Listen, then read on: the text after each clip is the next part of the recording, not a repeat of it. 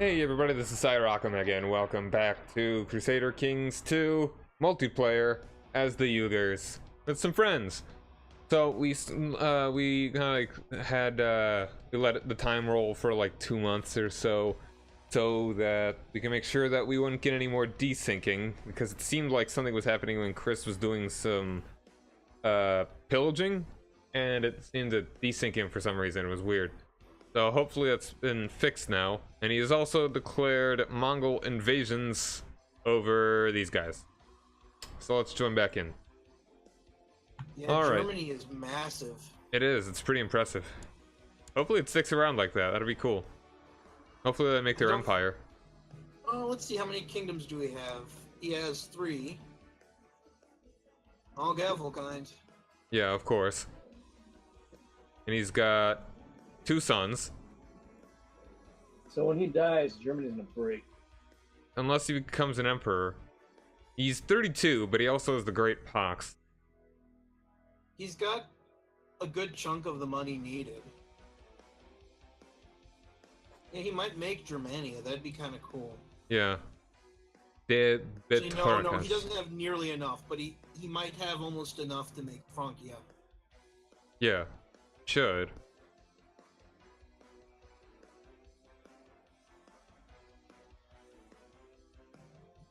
Alright.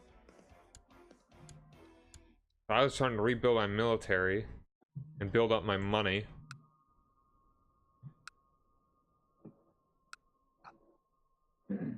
I'm showing our rebellious former vassals what happens when they leave the empire. Mm-hmm.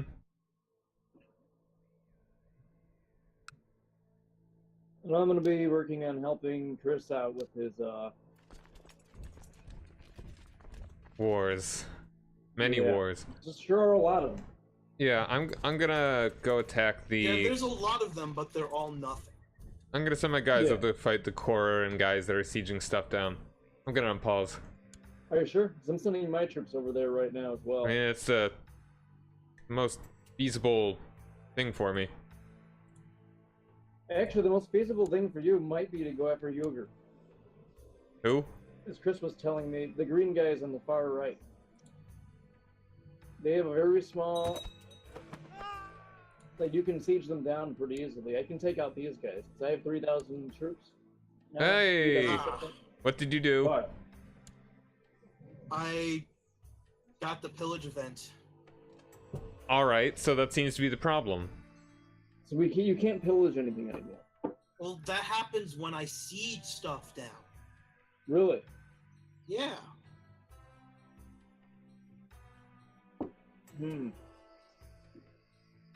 It's the same event that fired before. It might be your stream, John. Maybe, but why would it just be you? Well, the event is firing for me. Okay. If I don't see how the stream would interact with it.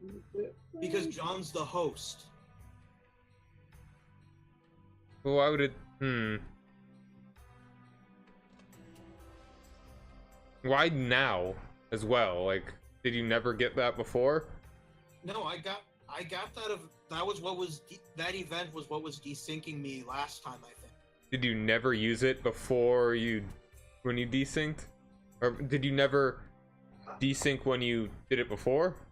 Well, I didn't do it before because I was fighting rebellions. Right. In the whole game that we've been playing? Well, since we restarted it. Okay, that's interesting. Is there any way to avoid it? Happens automatically when I siege. We could try it again and see what happens. Alright, load the game again. Yeah. You might need to use us to siege. It's another possibility. Well, I have by far the largest army at the moment. I know. That would make it much more difficult. I mean, we could always just be the ones leading the siege, and you can just send your guys on top of our units. Maybe. It's kind of a roundabout way of doing it, but it would work. Basically, all we need is for But then it might. But then, whoever the event fires for would probably desync. Maybe. Here's an idea I have. What if we use like a pilot? Either John or I will create a like a 1-unit army. That'll be a pilot unit. That unit you'll have to protect, but it will begin sieges. Then you join that unit. I mean, that's what I said before.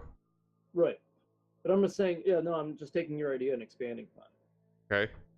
By that way, it's not like we're going to have to constantly be following you around. But you can use our pilot unit. You will have to manually request us to do this, because I have a feeling that if you order the siege, it will certainly desync you, regardless of whether it's your unit or not. And that's the problem. So you're going to have to ask us to start the siege. And then we'll see what happens. It might not work. It might, for all we know, might desync one of us. But I haven't been desynced in this game, and I've been sieging down stuff. Have you been getting the destroy holding events? No, not that I know. That's what's doing it.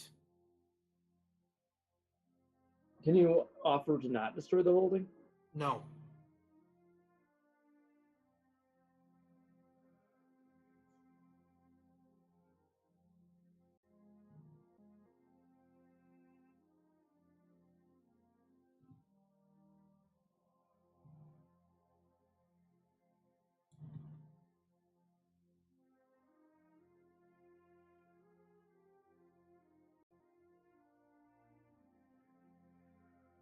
Hey, John, what else do you have open on your computer that uses the... I mean, I could close my other windows. Could you? That might help a little bit. Sure.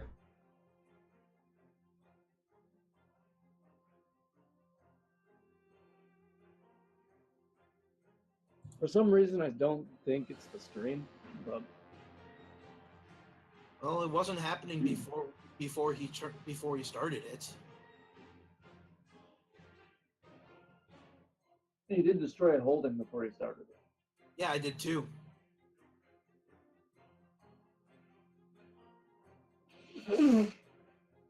Alright, I closed Chrome except for one window, and that is like 4 tabs that I need for things, mostly, kinda.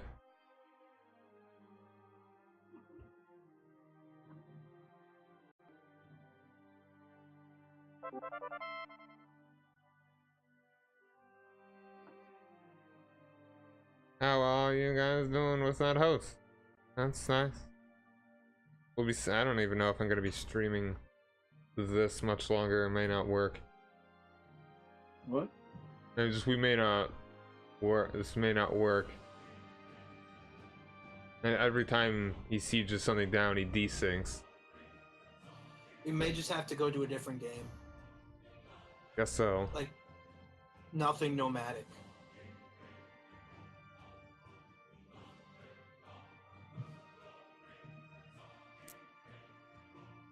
I mean, it's not the, I guess, it's not the biggest loss, but I do really like this campaign. Yeah, I like his campaign too. It's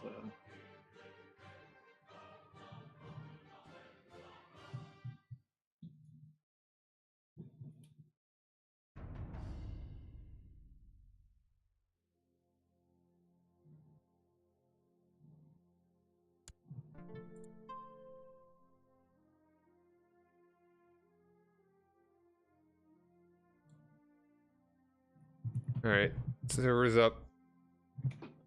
Yeah, I saw it. So the plan is to try at least one more time, right? Yeah.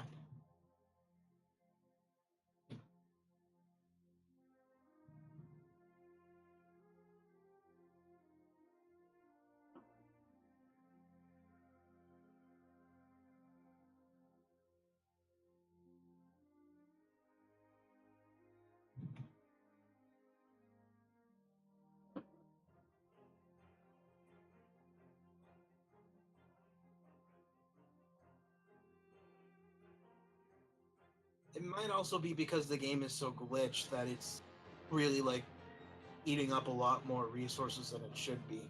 Yeah, maybe. This is a weird thing that's happened to the game since we started playing it, and it added a whole bunch of stuff. Yeah, maybe the stuff that you're trying to, like, where are you sieging? India. India. Like, okay, alright. Those Punjab. wouldn't be new holdings that were added then.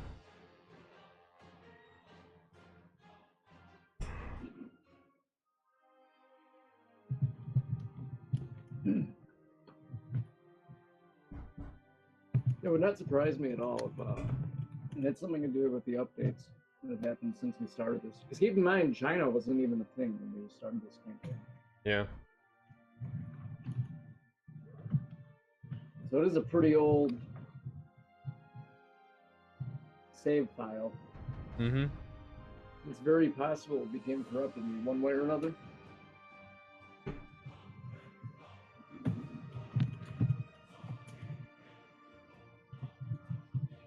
But I do want to see when I siege a place if it does the same thing. Hold on for a second. I seem to have misplaced my mouse. Found it. Nice.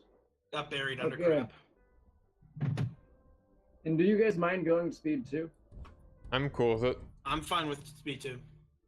Because yeah, this traveling across these places takes a long time in speed 1.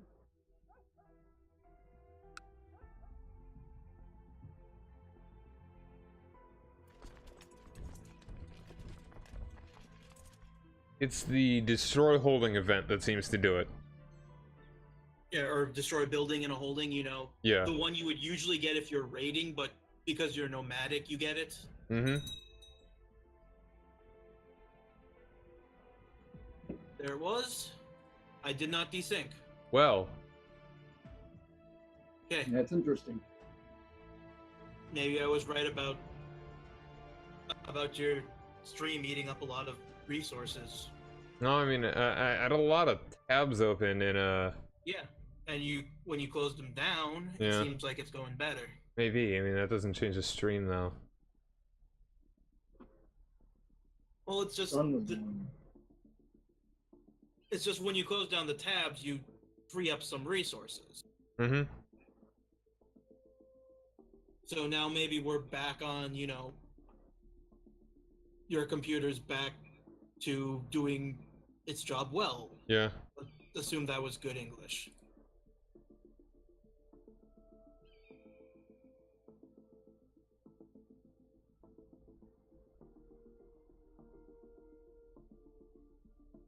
Okay, this one's taken care of.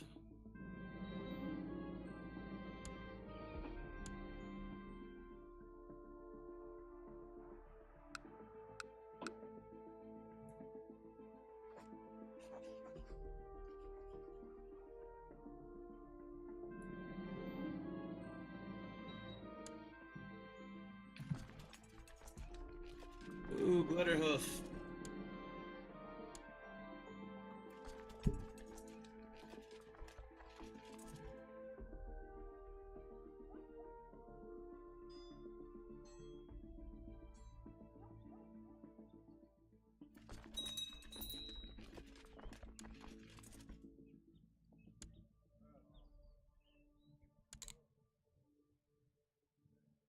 So I've been playing through Hearts of Iron 4 as Romania, and I went communist and sided with the Soviets and all that. And going pretty nicely. Whenever Yugoslavia starts to joins the Allies after the Germans demand Slovenia, Croatia like breaks free or something. I don't know if it's by, I'm guessing it's by event. They break free and they are fascist and they join the Axis. And so Croatia had eaten all of Yugoslavia. And so then when the Germans declared war on me, which, you know, called in the Soviet Union, well, I've been pushing into Slovenia. I mean, no, not Slovenia. Well, we're almost to Slovenia. But we've been pushing into Croatia, and it's going pretty nicely. So there's an achievement where you don't lose any of the territory you start with, and you occupy either Berlin or Moscow. So I think that one's feasible.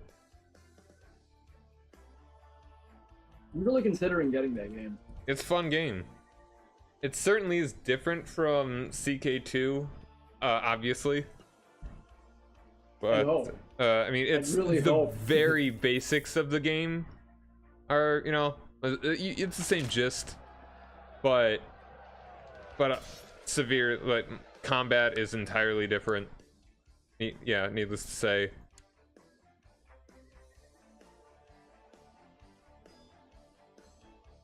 Though a modern CK2 type game could be interesting. Modern in what way? Where it's basically the same social, not social structure, but you play as kind of an individual character. Mm-hmm.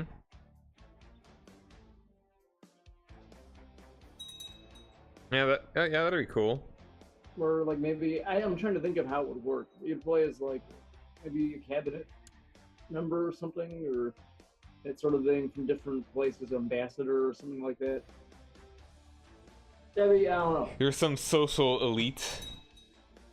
You're one of the oligarchy. You could be like a rich, like, you know, reality business TV owner show or something, host. like a multinational corporation, or you could be like Lizard Man.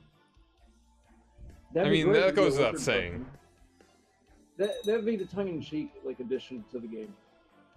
Like the polar bear invasion in EU4. Yeah, I don't exactly know how that happens. I think it's only by console command. You have to initiate, yeah.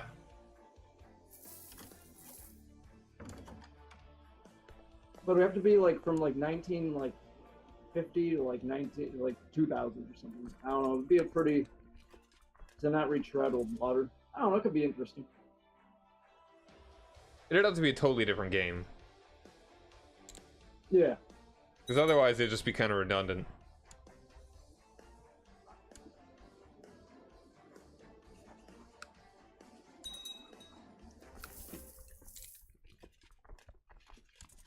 Well, I mean, just some kind of character-based intrigue Diplomacy, simulator. intrigue type game. That'd be cool. I think it'd be interesting. Yeah.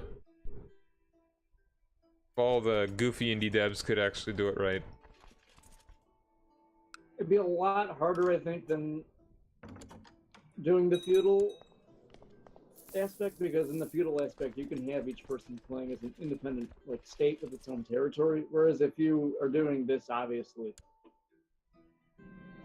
like, I mean, I guess you could like play as the governor of Indiana or something. Yeah, it's like It's one thing you could do, and then you could like work your way through, but then also and you could be, schmooze like, your way to president becoming of vice president. or something. I don't know. I mean, it's like, the thing is that in CK2, it's because of your name. It's because with that rebellion. Which one is it? Oh, sure, yeah. That's a long. Huh. You got a son. And a legitimate son. You fell down, Chris? Yep. Yeah, I had the option to just mock you instead, but I didn't. But the game gave me the option of there were two options to help you up. That event fires for me all the time, and I almost always die from it. I'm falling and I can't get up. There's no in between, like mocking you and helping you. I could just like look at you like disdainfully, but that option isn't in the game. You know, that's the real thing that we're missing in this game. Just kind of like being somewhat. Just all right. I'm just gonna go now.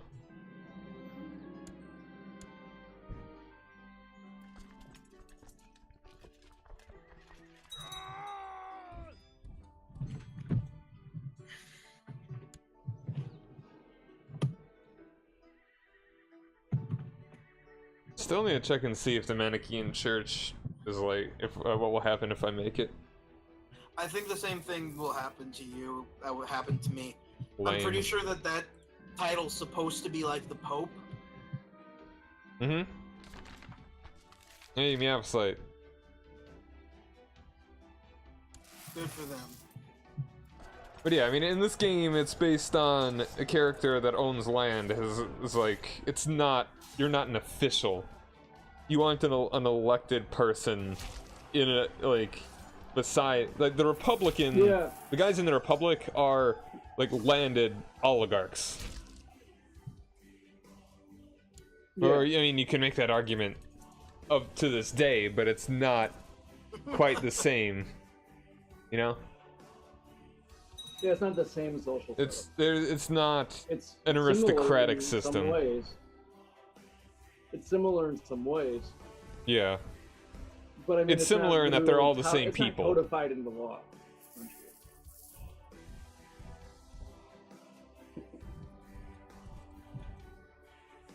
Like it's really just more informative than that. You don't have enough money to run. Yeah. Then until recently, now it's changing a little bit because of Crowdsource your campaign. You can crowdsource a campaign, which is a very smart idea. Yep. But I mean, it's changing a little bit, and because people are kind of fed up with it, I think. Mm-hmm. Obvious. I mean, I think. I mean, it's obvious. Which is why But, they elect someone that is gonna shape things up a bit, gonna completely destroy the world order, to own the libs, as they say.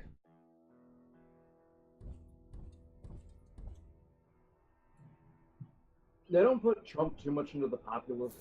No, not at all. He's In a lot of ways, he's a conventional Republican. no, he really is. He's a conventional conservative.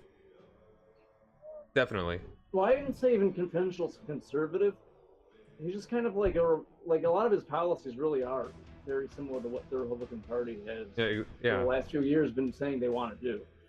We need a businessman in the White But he House says it so, that knows how to he run says it things. in such a way where it's so transparently awful. Yeah. And then there are other His things single he does that are platform is completely racial outside resentment, of that's the it. Republican Party. But I mean, that's my view.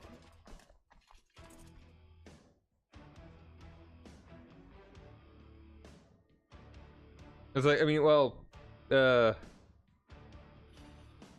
this book that's that I think that I want to read sometime. It's I forget what it is, but I mean, the author was on a podcast a while ago that I listened to, and it's interesting. It's like he does a history of conservatism, like starting with Burke and essentially just ending up with Trump, and like the common thread of it is that like conservatism is really just modern conservatism is essentially just a reactionary movement in response to one thing or another. It's like it starts as a response to the French Revolution, and now it's a response to diversifying, I guess, like a globalized. Who wants to handle that one? I'll get it. Closest. That kind of stuff. Seems like an interesting book. Like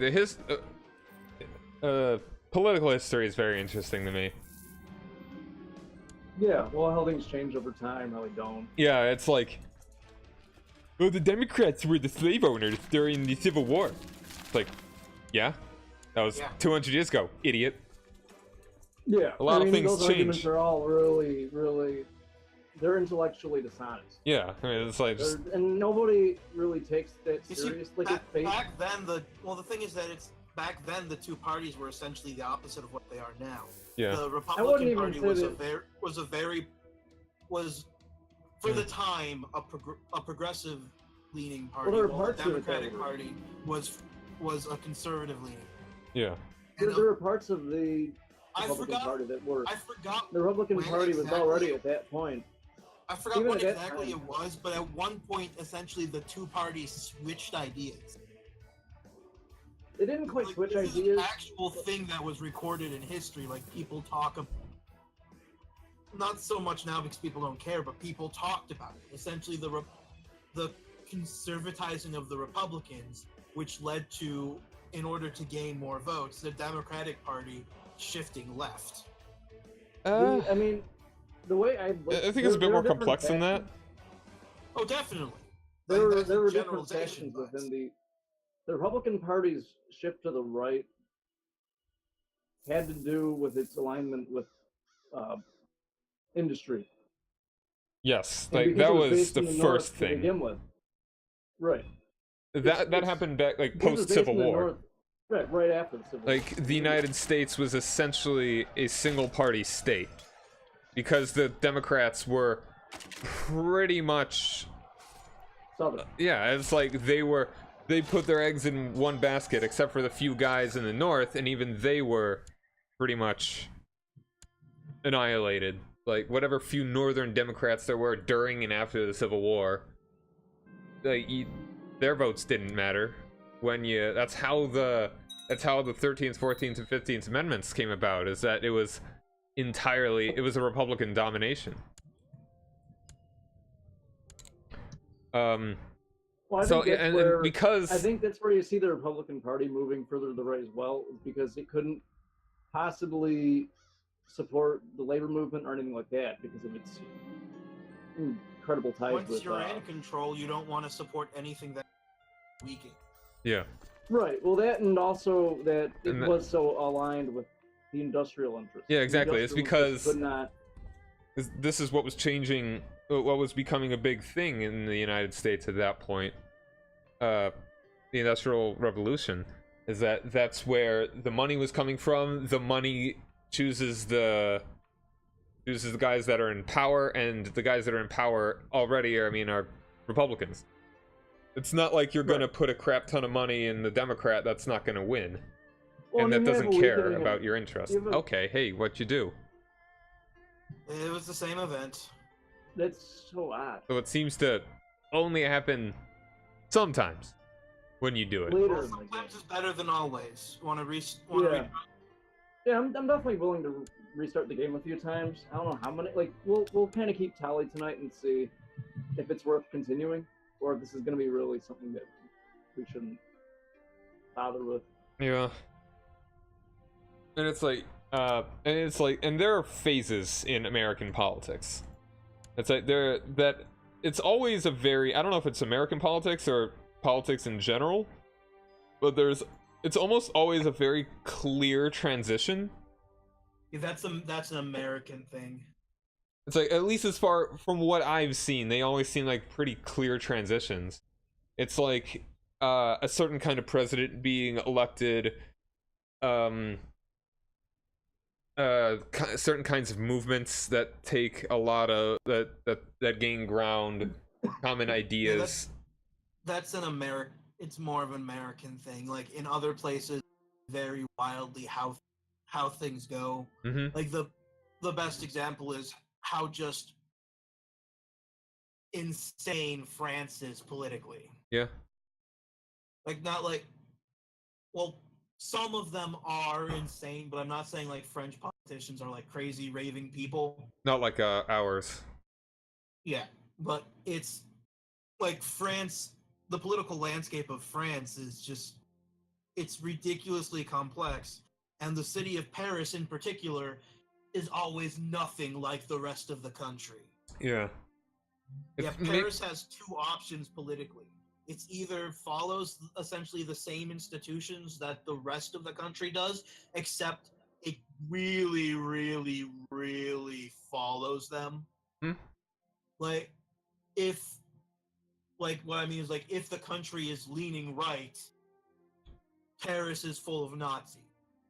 If Gotcha. they're leaning left, Paris would like to align with the Soviets. Uh-huh. Whereas the other option is whatever France is, Paris is the exact opposite. So they're either all in or they're not having any of it. Mm-hmm. Yeah, I'll be right back. I'm gonna run the breath. Then okay, yeah, I'll be quick.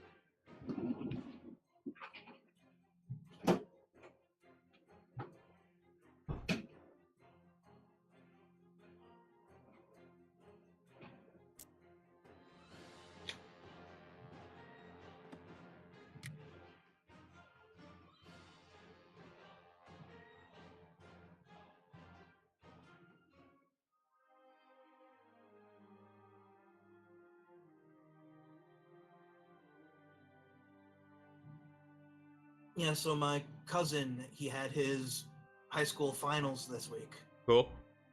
and he was talking about his history. His history final. Because, well, I was talking to my grandmother about some history And the questions server's up. she'd asked me. Oh. And his mother, who was there, asked if any of the stuff I was saying would help him in it, which he responded, no, that's not what we're learning. So I asked him what he was, because it's been so long since we had world history. Mm-hmm. It's like one of the things that he said the big one was the French Revolution.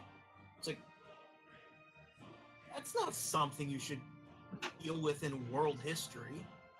That's so ridiculously complex. You need like a couple months to adequately sift it out. Mm-hmm. Because there's so much crap that's happening, and the timeline is Short. month by month. Yeah. Like, the only thing worse would be the Russian Revolution, where there's just as much happening, and the timeline is day by day. Mm-hmm.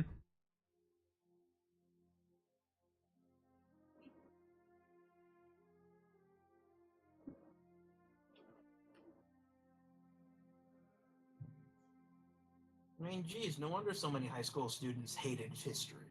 Like, we're forcing them, like, immediately to dive straight into things that are just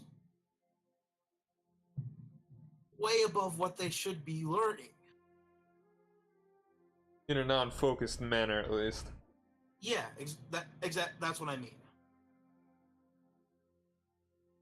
I definitely think you should learn about the French Revolution. I just think you need to take time to decompress it. Yeah, and if only they wouldn't only have AP classes that tell you about it. Yeah. Like, well, and a lot of the implications of the French Revolution and the context in which it was coming, a lot of it's poorly broadcast by teachers. Probably because there's not enough time, but also because there's wild disagreement on a lot of these things. So depending on who you're, being taught by, there's going to be a very different interpretation.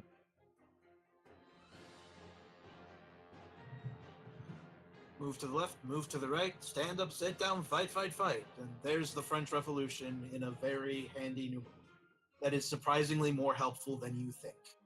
yeah.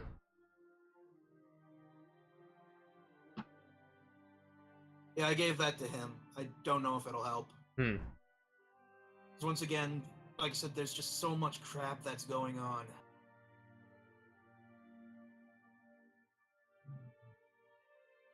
I mean, I was in a class where we had enough time to actually compress it, and I still don't understand all of the crap that was going on there.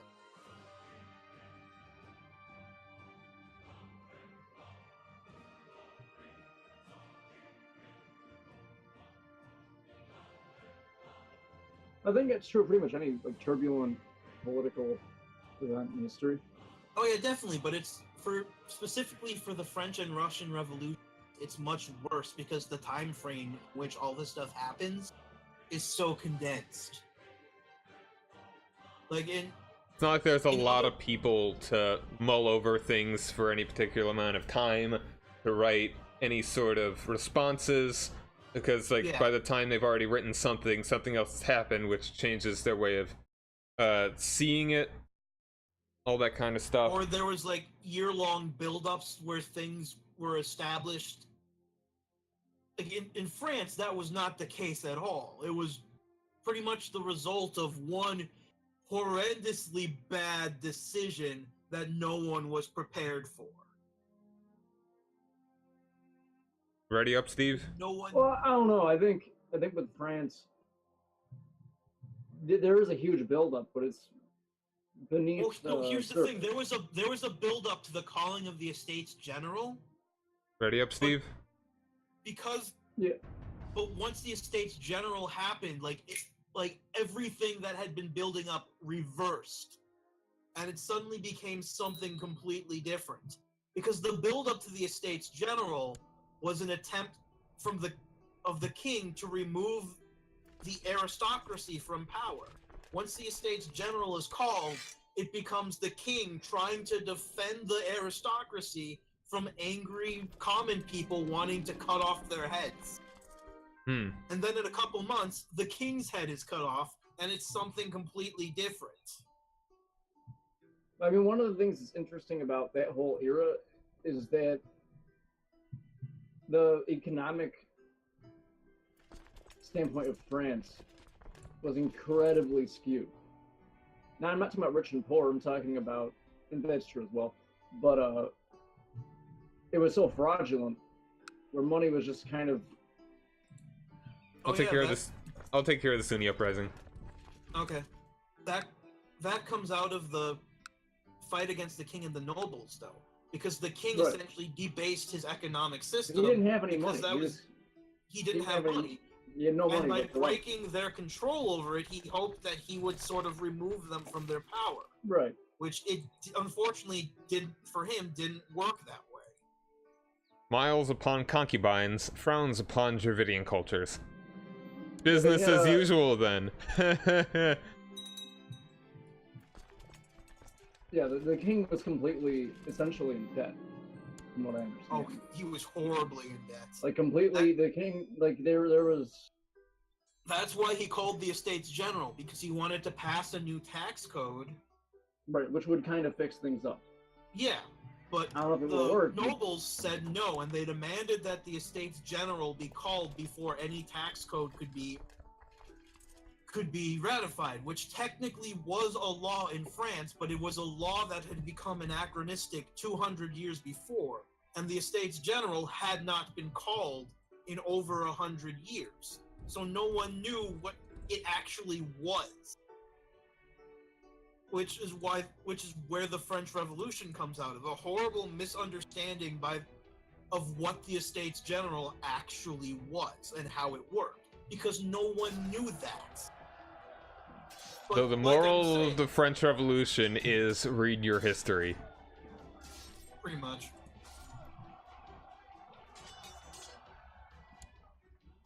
But it's like, that goes to my point of what I was saying. Yeah, there is a build-up, but it's almost not relevant.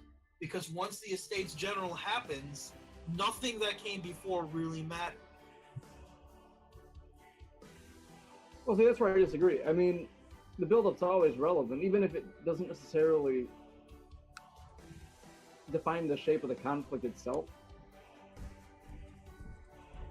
Without that build-up, like, if there hadn't been all of these major problems in France, you wouldn't have had... What you would need to know and what you would understand as a freshman in high school, with this being essentially your basic history class,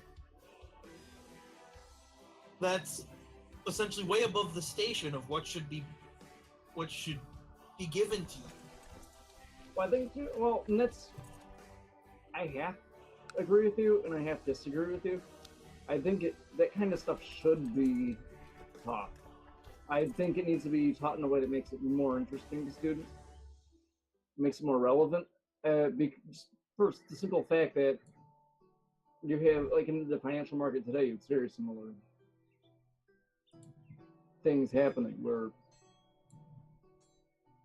I mean, you have this all over the place and all over in history where you have not just the debasement of currency, but the, like, financial manipulation, that sort of thing. And those things do tend to play into income inequality, wealth inequality, which tend to play into revolutionary instincts and stuff like that. And so it's good to, I think, know the structural parts. Yeah, but those are things you need to have, like, a more base understanding to appreciate. And right. I'm guessing this wouldn't be that big of a deal. I wouldn't be talking about stuff like this if the way we taught history in middle school was different. Right. Actually, that's a very good point. Because essentially, in all honesty, going into history your freshman year of high school is the first real year you're having history.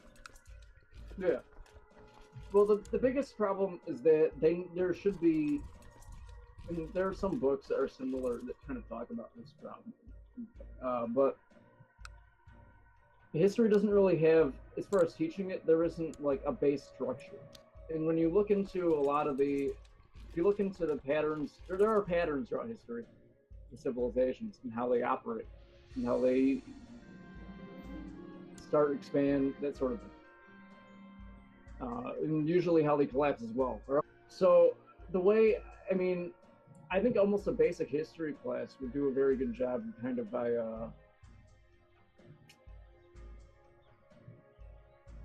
teaching a base framework to kids to understand that, the ebbs and flows, a broad generalized course. So that way when you're studying actual historical primary sources and that sort of, not primary, but secondary sources,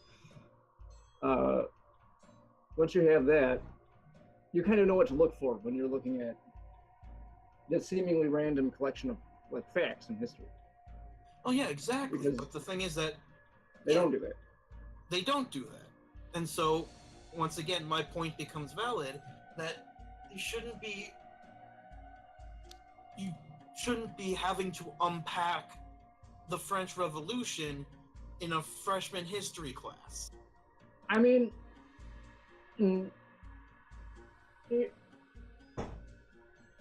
I'd say that depends heavily on what kind of class you're taking. Oh no! And what your experience I is going to agree be. with that. That's what I'm saying. But the thing is that we don't have the basics, right? Yeah. No, I get what you're saying, and I agree with it to a large extent. I'm just gonna move my capital to Kiva. I don't care if it's on the border. Yeah, history. No, I mean you shouldn't have to suddenly just be thrust into here's the French Revolution, but a lot of people aren't thrust into that. I mean, I know my history class freshman year of high school was much simpler, and it was almost worthless because of that. I mean, you really get two different sides of the. You get either you're going to get what you got, where they're just going to throw all this shit at you, or you're going to get an extraordinarily dumbed down and simplified version, which is just insulting to most people's intelligence. Which is where the other half. That's the other half of the story, in my opinion, where you people turn off a history also because it's taught to them in a like purposely. Oh, not purposely. But in a condescending way. Because you're the low-level history, you're not smart enough to do the regular stuff. Like, history is actually very difficult to make dull. But it's incredible how many people I talk to who that's their experience is history is this dull series of facts that you need to memorize. It's not really what history is. Or it's not, like, it's interesting that's, like, half of the experience. And the other half is, like, it's an overload. We're just going to throw all this shit at you. And you're expected to regurgitate it in like 2 minutes. And there is a middle ground between those two things where you can make history interesting. You don't need to actually make it interesting. It is interesting. You just, I think some agreeing with you, sort of. Yeah, man. With my caveats. With my caveat of the history needs to be taught in a completely different way in the middle school period. Kind of getting to that structural thing. That's the only caveat. But yeah, I think those are the two, kind of what you're saying, and then what I said just there. Those are the two big problems with the way history is taught, depending on which class you're in. It's like you do a test and they ask you what was Julius Caesar's first name or something weird like that. It's basically just busy. Of course people are going to find that one. And on the other hand, if you're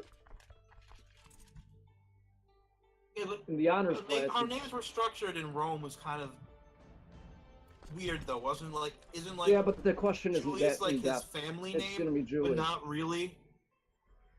The names in Rome are really weird. And you shouldn't for our purposes, and you shouldn't. Julius Caesar, Julius would be his first name. Unless you're at least. Unless you're a grad school student, you don't need to know anything about his name other than he's Julius Caesar. Yeah, Caesar, the Roman naming is really weird, and it gets weirder the closer you get to the empire. Because around that time, from what I was reading, the conventions were just thrown out the window. And people would often just change their name. It was like And you can see that up to the imperial part where you have You could go. Caesar. You could go to the Senate and ask for a new name, and they'd say you are now a Griffin. Yeah, you could. I mean, the naming conventions and how they work just changed completely over the course of the Republic, from being very formal and being very where everything had its reason, to being like completely ad hoc. It would seem. So I'm not an expert on this by any means. So But that's only for men, though. When it comes to women, they were completely stripped of their name. Actually, what's interesting is that women generally chose their own names. They would create their own names, and those would kind of stick later in the Republic, I believe. No, what that is that was the same for like men. That Right. was like sort of how their naming convention. But as the But Republic that's what sort of that idea is sort of what changed how. It's what kind of why that the whole naming convention sort of changed over time too. It's because you could kind of choose your food. Like shortly into like I think it's the Empire. Like, the naming conventions for women just completely, they were just erased, and women no longer had a name. So I have to look it up because I know. So the thing about Roman naming conventions is it's kind of like when I looked at that. Like, we went to a bowling alley one time, and they showed the back where you could see how it worked. And then I looked at it and I was like, oh, it makes even less sense. And that's how the Roman naming conventions are for me, because the more I read about them, the less I agree with you understand completely, 100%. I have no idea how it works. It makes no sense to me. I tried to decipher them once. I couldn't do it, and everything I learned just made me more confused. Then yeah, there's no. So I've kind of given up on it, and so I try not to make too many statements about it because I probably am wrong. Just because I really like, the more I read about it, the more I'm like, okay, now that makes even less sense. Do you want to end that first war there? Not yet. All right. It's an invasion. I have to get all of his holdings. Oh right, one of those. That one's just a conquest. So as soon as you get it up, we can declare that one over. Yeah. It's like my population dipped too low to do an invasion on him, so he's just a conquest. Alright, so we've got holdings that I'm working on and the ones in the upper right. Hold on, no, it's the wrong. This guy. You're working on the conquest. I'm almost at the one in the upper. Once I get those two holdings, we can end this one.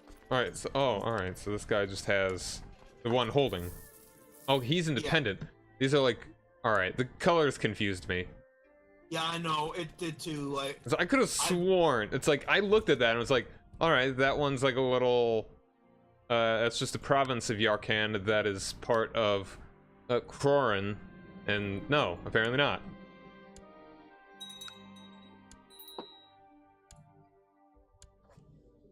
Okay, do you mind if I pause this for a second so I could look over what we got?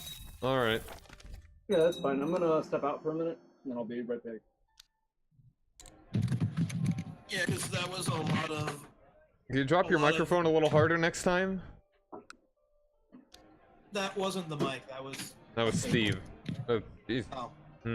I think, I don't know, was that you? I knocked over a table, so it might have been me. Okay. Okay, God. What do I got here? I can reform the Zunist faith.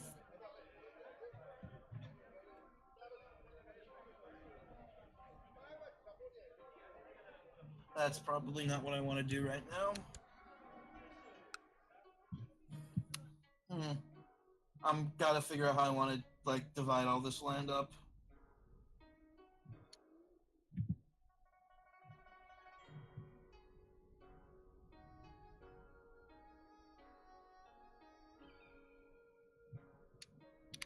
Oh, okay. There's no pressing matter. As soon as Steve gets back, I can just unpause this. Okay.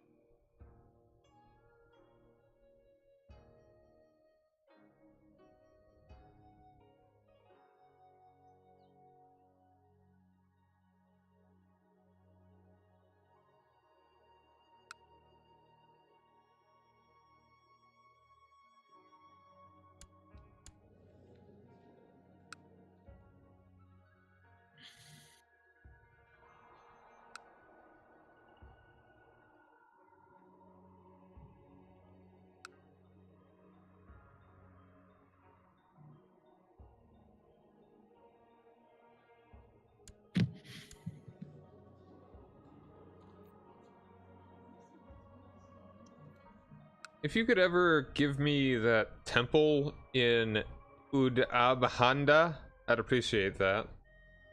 Which temple? Udabhanda, because that's my holy site, one of my holy sites.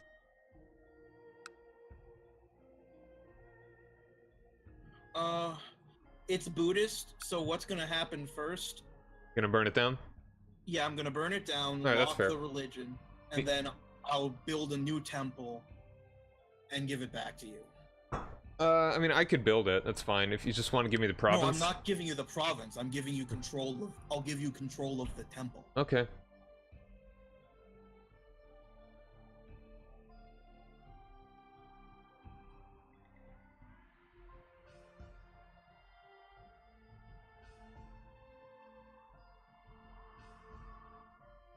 I mean, would I have to? I'd have to usurp it, though, right? Or you can you give me No, the I holding can just itself? transfer vassalage, which is what I'll do. Okay. You can transfer the vassalage. Yeah. All right, but then I'd have to usurp the vassalage from the guy. Which you could definitely do because he'll be their own religion. I don't know if my laws can do that. Or if not, just send me a tertiary family member that's the right religion, and I'll put him in charge of it. Okay. And then give it to you. All right, I'm gonna unpause. Oh, here you go. You know what's really interesting? They show faction members now. Is that always the thing? When you hover over someone's icon, it says that they're a faction member. I think it's been like that for a bit, yeah. What's that little square? A little square. In Fuki. Excuse me? Oh, that's a vassal that we weren't able to get out. He managed to gain control of a holding right as the peace treaty was being signed. So he's still independent. No, he's not independent. He's just, I have to give his vassalage. I have to take the county from him before I can burn it down. Oh, okay. Some nice buildings here. You say as you light them on fire. Do you have to burn them down? It's good for you. Yes. There's no reason for you as a nomad to keep any buildings but the occasional bishopric in your holy sites.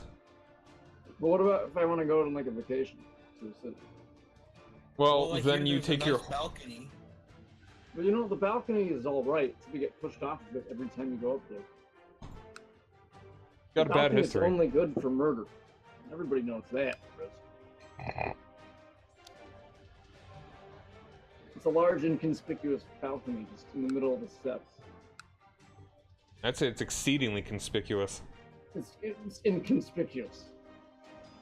It's stealthy. It's a gleaming marble Comes out of nowhere. balcony. It's a gleaming marble balcony you can see for miles, but somehow nobody notices it. Yeah. I get you.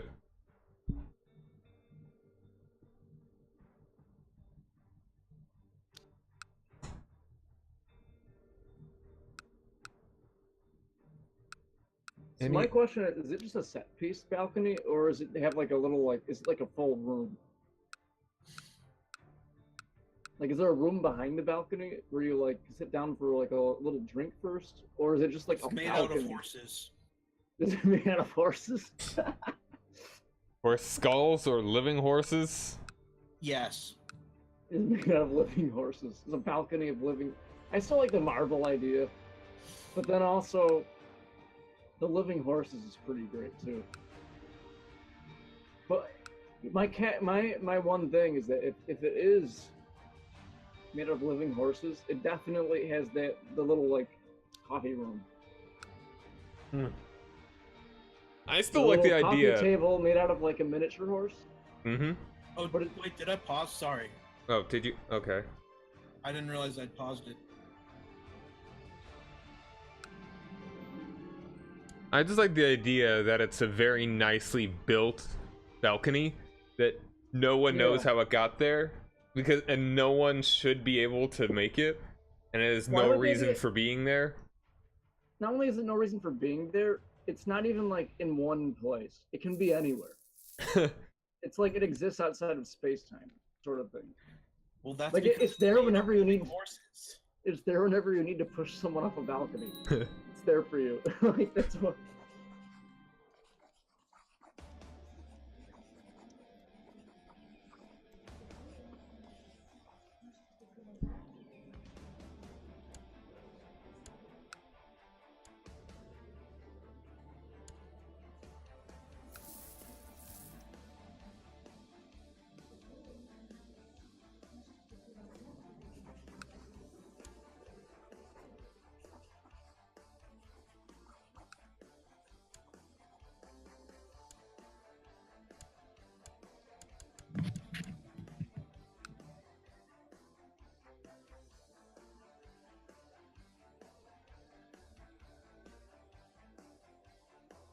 All right, so what's the next target?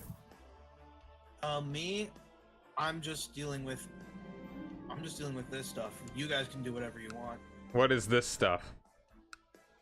Burning land that I can burn. Not burning land that I shouldn't burn yet. Okay. Making sure you guys get everything I promised you. Uh-huh. Yeah, I'm not quite strong enough to take out the Sada kids on my own. Keep in mind, I haven't updated my army. Mm-hmm. Like I'm still running like Cav. All right. So well, it's better than most of these people. I would like to, get it to be something better. Mm-hmm.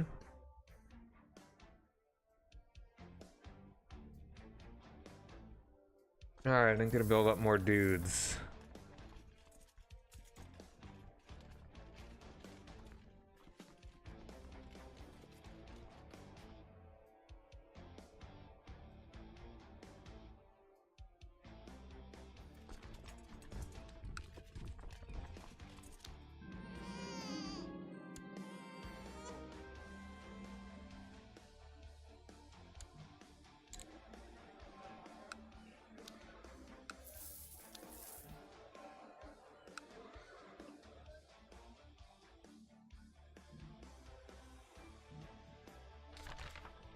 The price of decadence. Oh shit. The Abbasids were overthrown. Oh wow. Yeah, happens. Yeah, Iraq just kind of broke up a whole bunch. Former vassals may seize this opportunity to declare independence. No. If only we were over there.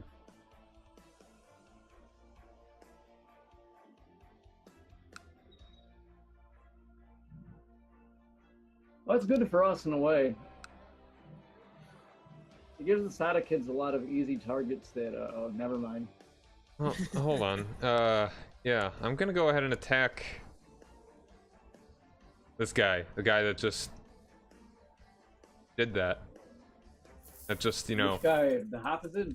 Or the... yeah, opposite. I border him a little bit over there. In a couple places, actually. You're the Hold on. purple guy, Oh right? yeah, that's what I said I was going to do. I was going to hand Sistan over to you, John. Cool. Go on, Because Sistan. I don't really need the desert. I'm going to the jungle. Alright. No, it's But the I'll- jungle. In I'll get the to that. jungle, the mighty jungle, lions to that after sleep I'm done. tonight. Burning down the land I promised Steve. Alright, where's Sistan again? Where is what? Sistan?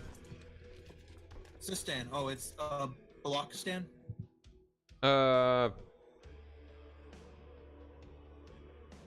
It's Balochistan.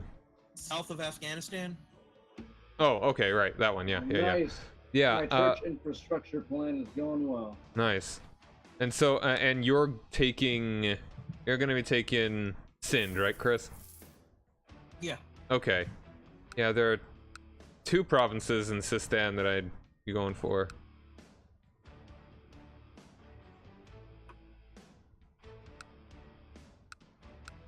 Alright, but I'm gonna head for Diastan first, I think. And it doesn't do me any bads to have a whole bunch of duchies, correct? I don't think so, unless you have feudal vassals, which we try to avoid. All right, I should probably just make all these then. Got a decent bit of money. Get a whole bunch of prestige. Oh shit, I'm going to Hajj. I can always destroy them if I really need to. Yeah, have I'm fun, gonna man. go on the Hajj. All right, and kingdom's also good. Yeah, More are kingdoms. definitely good. I might not come back from the Hajj. Why not? The fight dying. Hopefully you won't die. Hopefully I won't die. Kingdom of Turkestan. Am I doing Turkestan? If We you have can to make get it, then you're get away doing from it. all Okay. this bullshit for a while.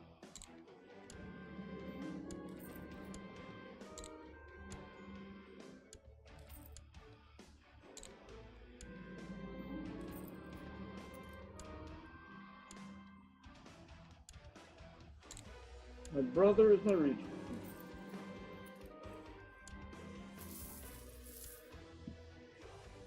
Man, my liege's council is discontent. Literally everyone.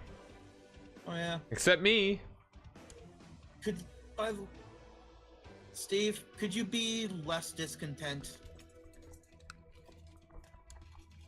One sec.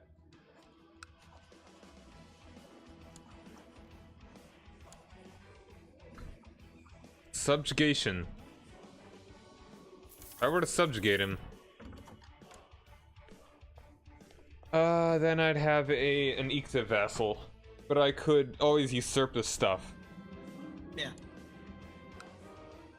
That sounds like a fun idea. He has, well, he's got 3,000 guys now,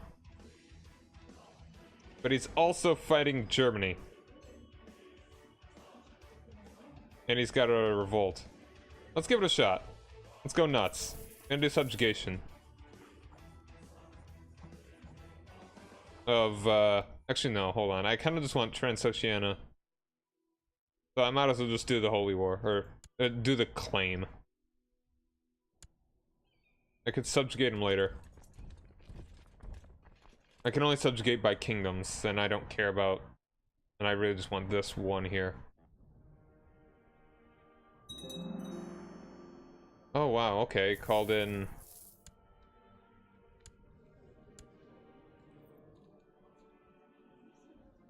Why are the Abbasids fighting me? Oh no, I thought I saw like 8,000 troops that were hostile to me. I don't know what was up with that. Glitch. I don't know, maybe they just disappeared and they're coming to kill me. That would suck. We'll see. You know, it happened. Whatever. Better than just sitting here doing nothing.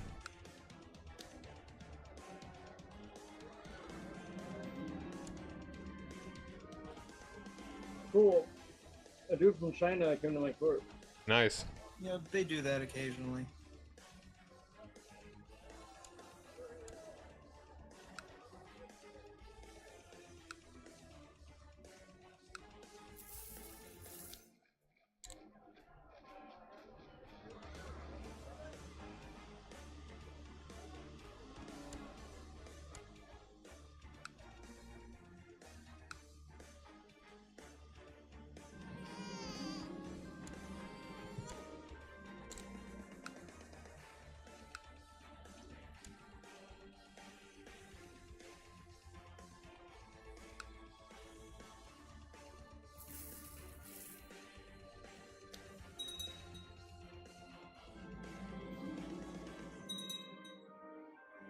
Alright, ooh. Alright.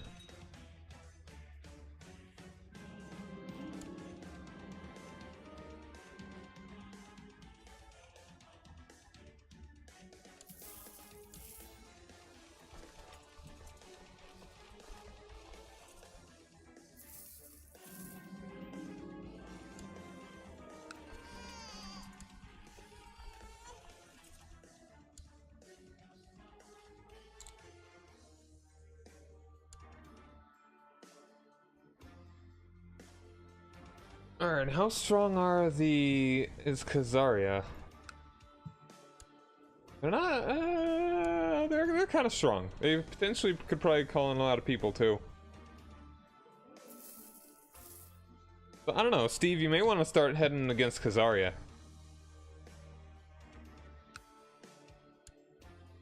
Let me see. It's a lot of territory, man.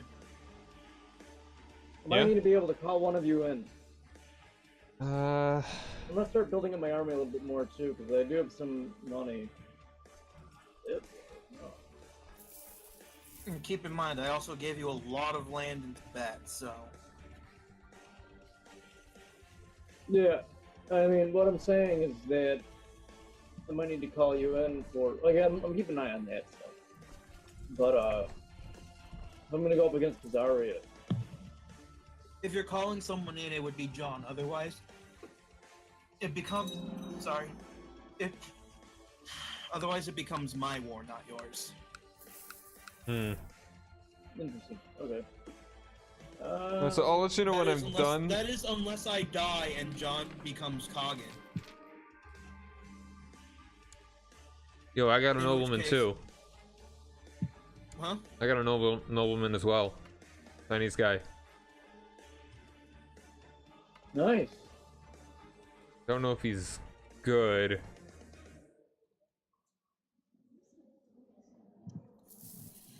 Hopefully he'll give me something.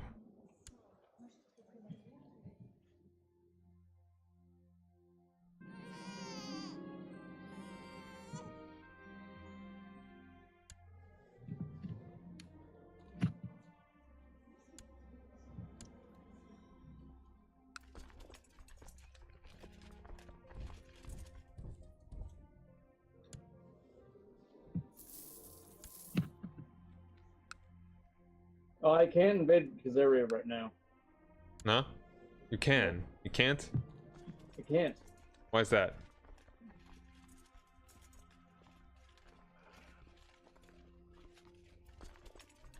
Because it appears, let me try again. So I can do conquest, Oh, but I can't well, do invasions.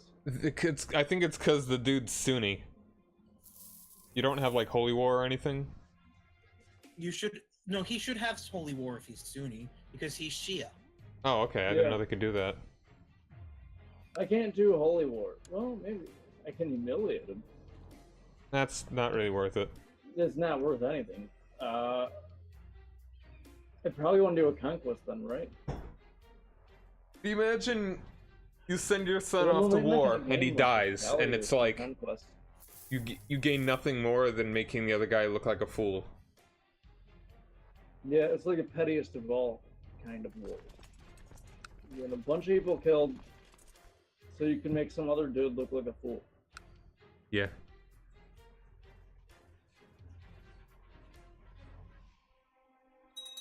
So I could do conquest, but it's only going to net me one county, and I'll still be up against the full power of their state. So I might wait for a little bit, see if I can finagle an invasion in there somewhere. All right. For invasion, you just gotta get your population up. Yeah. Well, the thing is, he's defending against heathens right now.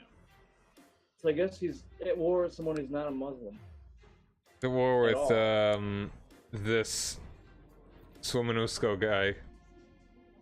So once they're over with that war, then I can probably do an invasion because I have the population for it actually. The problem is I don't have. Yeah, none of you need to help. None of you need to help me with this. I just saw a province that I really want as a capital. Okay. Where is that?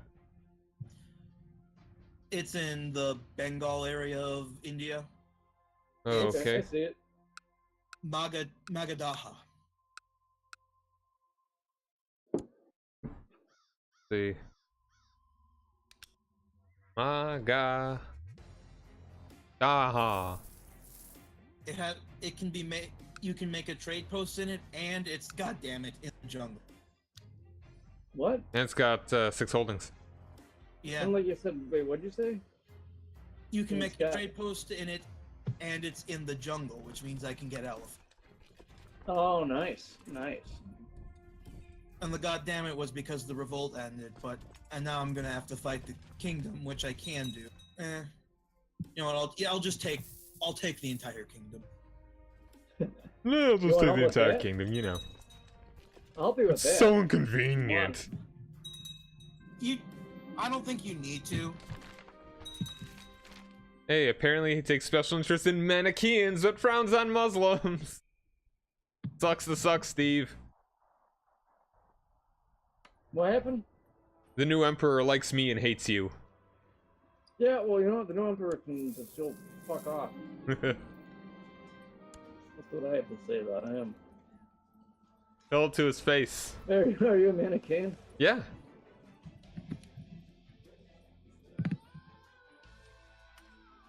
I, however, am the one true faith.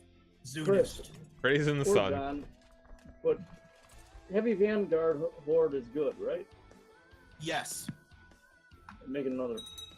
The more heavy cavalry you have, the better. Except heavy cavalry is expensive. So if you don't have an income flow that can support it, then it might be better to make light cav.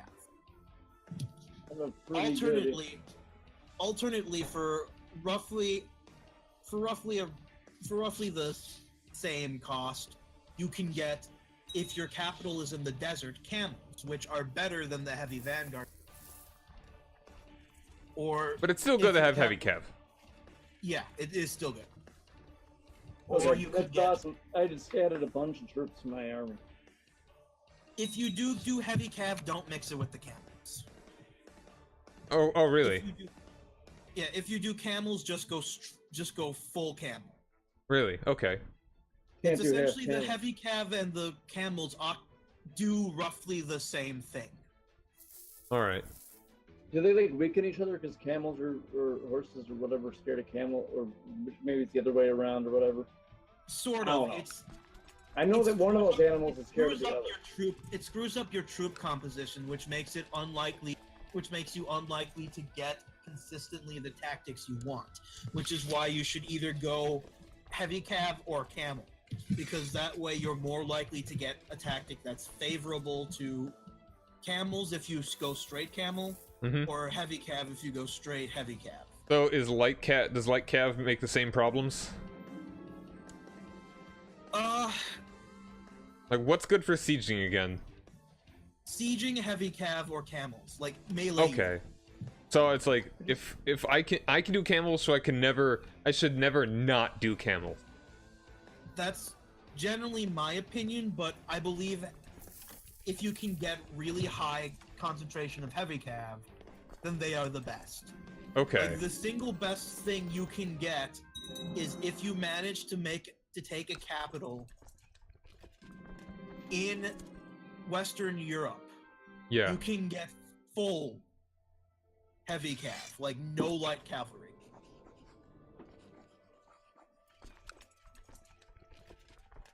That, I believe, is the single best thing you can get. Alright. I think I may be able to do that eventually.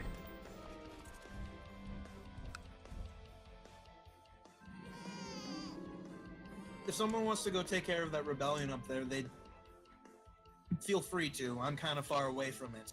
Where is it? It's up near the Mongolia Khotan border. They're pretty weak. It's just a long walk for me. Long walk for me too. Like, all my guys are down in like Iraq. No, it's... Oh, I see. I'll start working my way over there. It is technically your territory.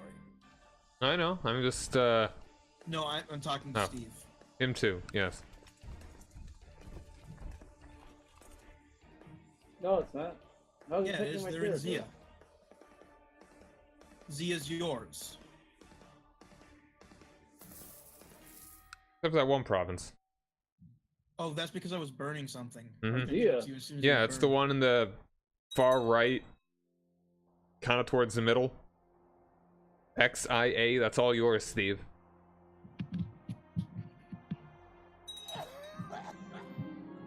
I've got the cancer.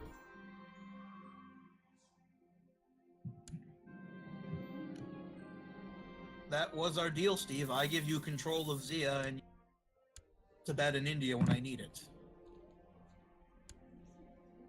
Right on, but does it say Akun on it? What? Yes. I just don't see a revolt here. Okay, let me see. You don't see that red dude, the Manichaean uprising? Yeah, Okay. there, now I found him. It took me a second. He's in I was Chris's looking at a territory now. completely different thing. Yeah, no, I see that area. It's just such a... I'm looking at it in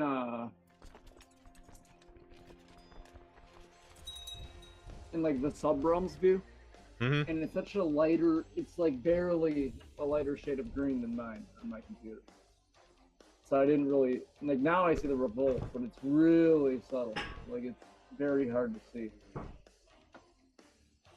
The lines are almost the same. They're such a color of white that they're like pretty close to, almost unnoticeable unless you're zoomed in really close.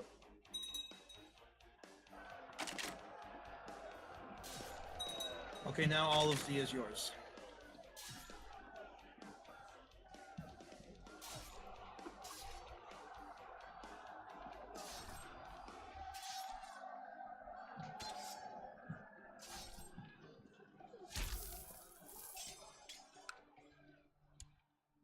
I have 8,000 troops max. That's pretty good. That's pretty decent. There was a while there where it really was not working out very well, but now I think I have it figured out. That was because of your assault on my army. No, I'm not talking about that. That's a completely different thing. What I'm talking about is the same problem John had with the prestige. Oh yeah. Light cavalry is really good if you are Tengri or don't have a huge cash flow, because it's often easier in early stages. It's easier to get prestige than it is gold. But once you sort of like level off, it's easier to replenish gold than prestige.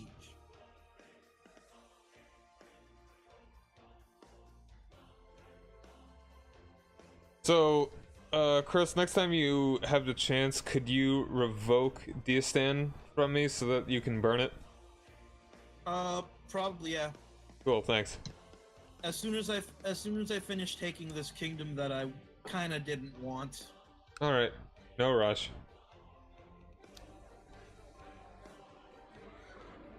I mean, I did want it. I just didn't really want to deal with it right now. I just wanted that county.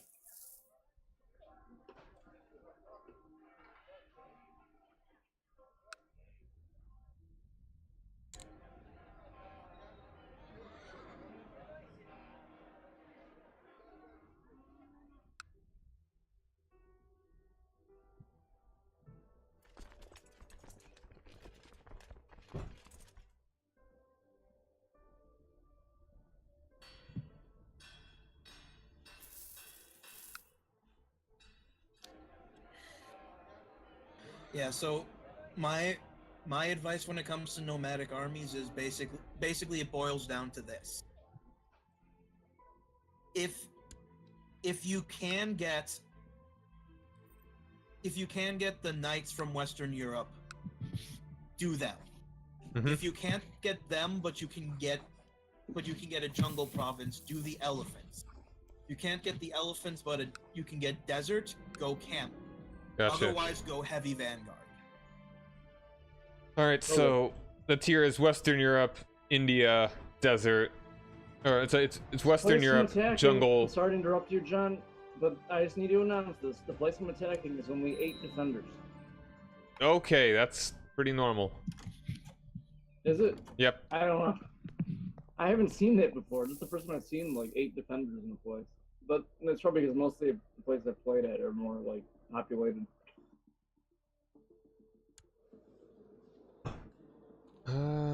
So I guess he just announced something that was incredibly mundane. But Pretty much. I've seen holdings with one person. you gotta feel bad for that dude. Like you're just sitting there like, oh, here comes the army. Like, there shouldn't even be a fight. There should just be like a message that says he walks out. Like, look, I don't get paid enough for this shit. Like, are you kidding me? You didn't tell me there was a war.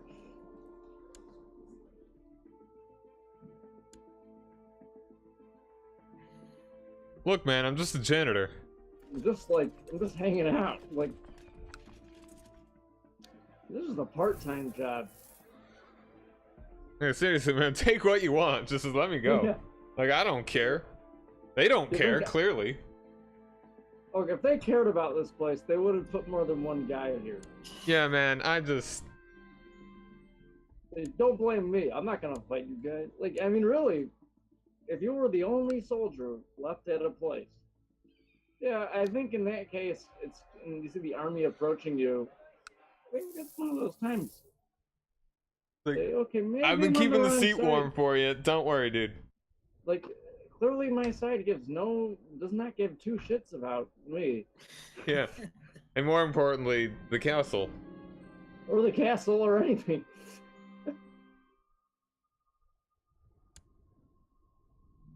I mean, I assume that what I'm invading now are not castles, but balconies. So, I mean, you gotta burn them down. Like the ones you're invading right now. I don't think there's anything here. Where are you? No. I'm out in the place that was rebelling. Zia? Thank you for winning that rebellion, Steve. Yeah. Oh, It's like, I think I see where your guys are. I mean, yeah, there's nothing there right now. I mean, yeah, I don't think it could have been occupied. I don't know what's up. I'll be right back. And then I'll be right back. Oh, Oh, hold on. I think I... Oh, you're a new dude, I think. yeah, you're the Coggin now. Again? Wow, alright. Oh, son of a bitch. You're gonna get all this land, so you better fucking give it to me. Oh, okay, hold on. I did not work this hard not to get any of this. Alright, so, all this stuff, you're doing that invasion or whatever? Yeah. So I shouldn't end it yet. No, I will tell you when to end it. Okay. Fans want more land. Blah blah blah blah. Who cares? It's all mine. Okay, let's see. Now you're gonna have to help me burn stuff down again, John. Alright, hold on. I'm gonna burn the thing that I have already. Yeah, go ahead and do that. Then we can get to my stuff. Actually, no. If the clans want more land, you should burn my stuff first. Okay, hold on. Gonna make Because you my marshal. It counts every county that does not have more than 2 holdings in it as nomadic land. Okay.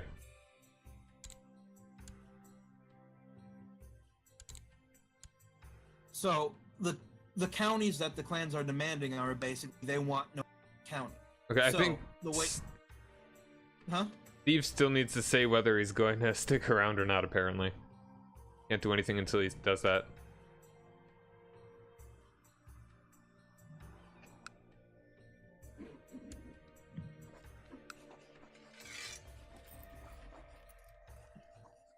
And could you say you're loyal? Oh, wait, no, Steve is already my advisor. All right. That's why. I had a choice, yeah. No, I just came back. You died? Yeah, Chris I died. Now John's the Coggin again. All right. Could you say you're loyal, Steve? I did. Okay, thank you. I want to revoke some stuff. Reactive tyranny. So if we're gonna do my land, John, we should do the stuff in Altishar first. All right, hold on a second.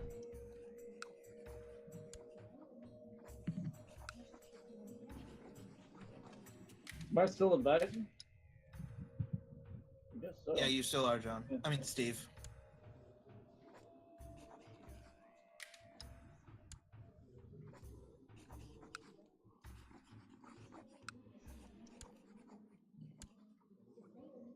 Whoa! Yeah, opinion of predecessor doesn't help me here. Your council's pretty nice, actually. You got a good council. Yeah.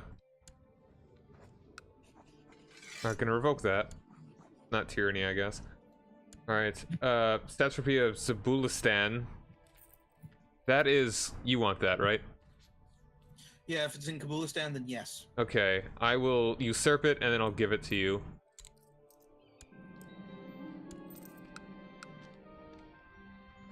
Grant title, Duchy of Zabulistan. I cannot give it to you without getting the tyranny thing. I'm working on it. Hold on, just 1 second actually. I'm gonna unpause. Alright, where do you want me to burn? Okay, you can take any title that you find in Altashar. Hey, Chris, are you in a faction? I don't think so. Alright, just leave it Oh, alone. let me check. No, I'm not in a faction. Okay. Altashar, Altashar, Altashar. Yeah, that's Khotan. Sorry.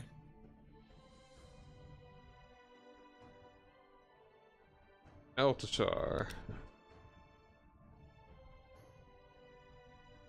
Oh, how much? The reimbursement. How much would it cost? To burn it. Hold on, I'm looking for it. No, Where? Altashar is the kingdom. Okay, alright, just everything there. Yeah. Alright, let's, Alright, I have to revoke stuff first, I think. Or is there anything that I have directly? No, I mean, it's all yours right now. Yeah. You gotta hold on to these kingdoms a bit better, man. No, I do. No, I did. I had the kingdom just fine. I took Empire. everything I did. Empire. Empire. Oh. Wait, what is Altashar? Altashar's me. It's Khotan. Oh, okay. For some reason, that got listed as my primary title instead of my clan. Like what happened? I was like, holy shit, did Chris just like lose the game? Again? No, That not was this like my time. thought at first. Because I was like, what is this new area with a completely different color on the map? Yeah, Altashar got listed as my primary title and Can you change actually it? change it. No, You can't change it? no.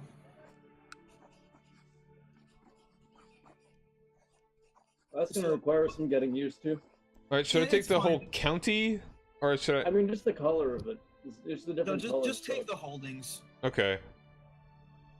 Alright, it wouldn't automatically give me the lower ones. Alright, let's see.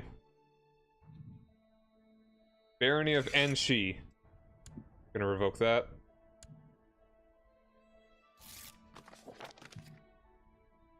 Alright, this will cost... and it'll be 50. And I'll give that to you. Enshi tribe. Yeah, meanwhile, you are stressed, gluttonous, and have cancer. Oh, I can give you a gift of 1,274 gold. That would be Let's keep a tally, alright? okay, hold on, 1,000. So you get you get at least 50 from every holding you burn. Yeah. John, What's up? real quick, Mm-hmm. go to your title, go to your main screen. Yeah. Like the screen, the character screen. Your Mhm. character screen. Yep. Then go to your titles and just Mhm. look at them. Yeah, I know. It's like a caterpillar of titles. Yeah, I've got a lot. That You would don't? be roughly 200 holdings. 200 holdings. Alright, you're probably gonna need to reimburse me. We'll, That's yeah, a we'll see how many. lot Yeah. of holdings. Alright, Oh I'll give you a my gift. God. Just keep a tally of how many I'm doing, okay? Okay. Then gift. 1274.8. Let's round up to 75. Sake of simplicity. Yeah, that would be 24 provinces I owe you. Alright. I'll just take any random, like, cities. No, sorry. 204. Okay. What are the ones that are off limits?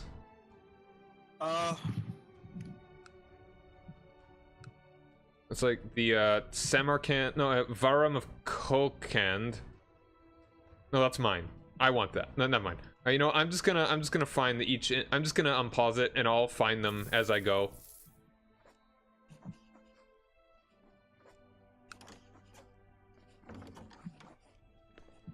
I gotta work on becoming Zunis again. Third time's the charm. Alright. Enshi tribe. That's number 2.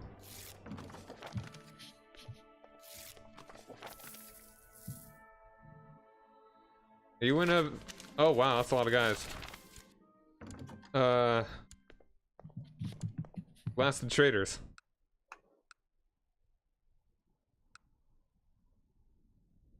What?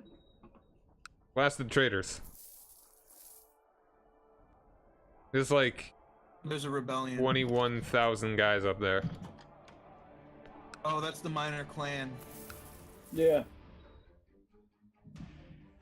Give them whatever they want. It'll be one province you could reabsorb later. Alright, Yeah, the peasant revolt? No. Oh, no. It's No, a... they're Oh, minor yeah. clan. Minor clan Right. rising. Alright. Offer surrender. Yes.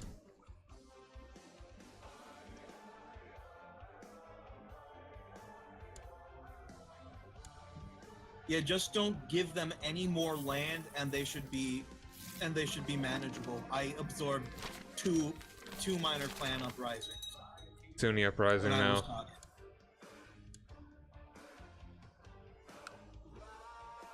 Alright, just gotta wait for their... yeah, I'll absorb them later. Alright, what's the Sunni uprising? That's easy.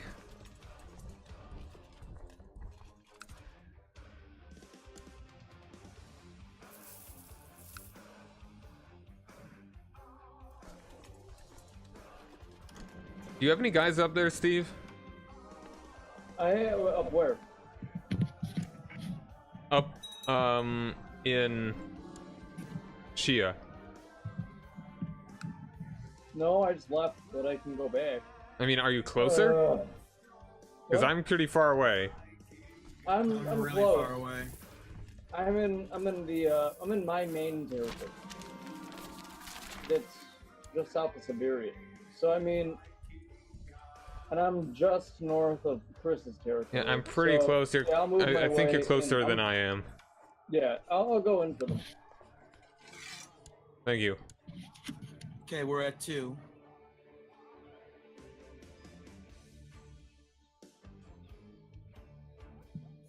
How do I reabsorb? Oh, okay, just absorb clan. Yeah, it's a diplomatic action. Gotcha. I wouldn't reabsorb them yet until we've dealt with them, until we've got more nomadic land distribution in your favor. Yeah. I'm doing a lot of things right now. Yeah, I know.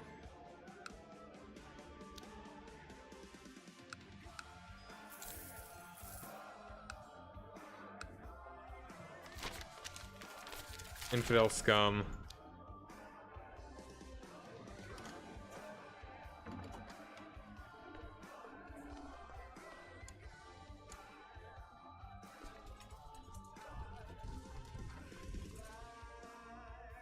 How's the war in India going? Oh, it's going well. Glad to hear it.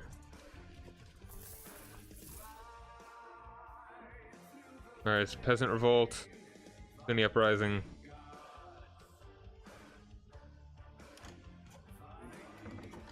Six.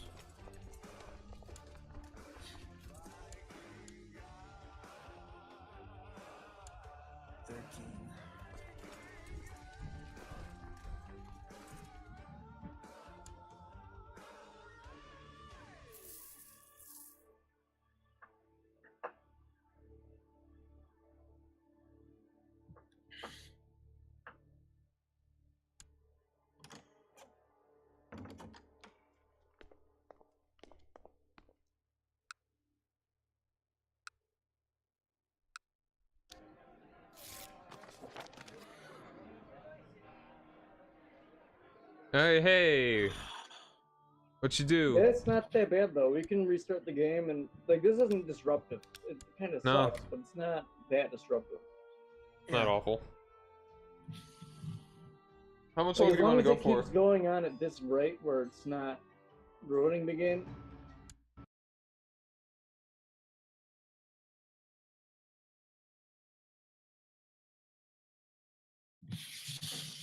Like, it's 9:40 now. Like, what do you? I wouldn't mind going a little longer. I wouldn't mind going about 10:30, 10:15 to 10:30, depending Alright. on whichever, between that time period. Okay. I do want to go to sleep a little bit early tonight, but I mean, I wouldn't mind playing a little bit longer, finishing what we're doing. I think the game's going really well. Mm-hmm.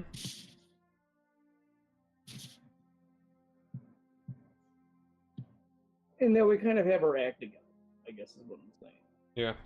Like, the last game was a little bit more, is this going to work? Now it's like, okay, we got it. We kind of got our game plan down. Armies are managing themselves correctly. We figured that out. I just can't wait to be Khan. Is this going to be a competition to see who is not the Koggin? Steve's winning, hands down. Yeah, I'm running hands down that. But I don't mind because being like the Emperor sucks in a way. It's interesting to me that you don't really like that you don't like being the head character. Sometimes I do, but I also like the whole scheming aspect of playing, and this is a completely different thing. For Yeah. here, I it's think more being that a I just have Koggin some protection. I think But, being Koggin is really fun. It's just I've already, so I would rather either of you two be the Koggin and I be the Khan. But being the Koggin is actually definitely easier, in my opinion. Oh, I'm sure. I mean, in some ways, being the Emperor is easier, and this with the Holy Roman.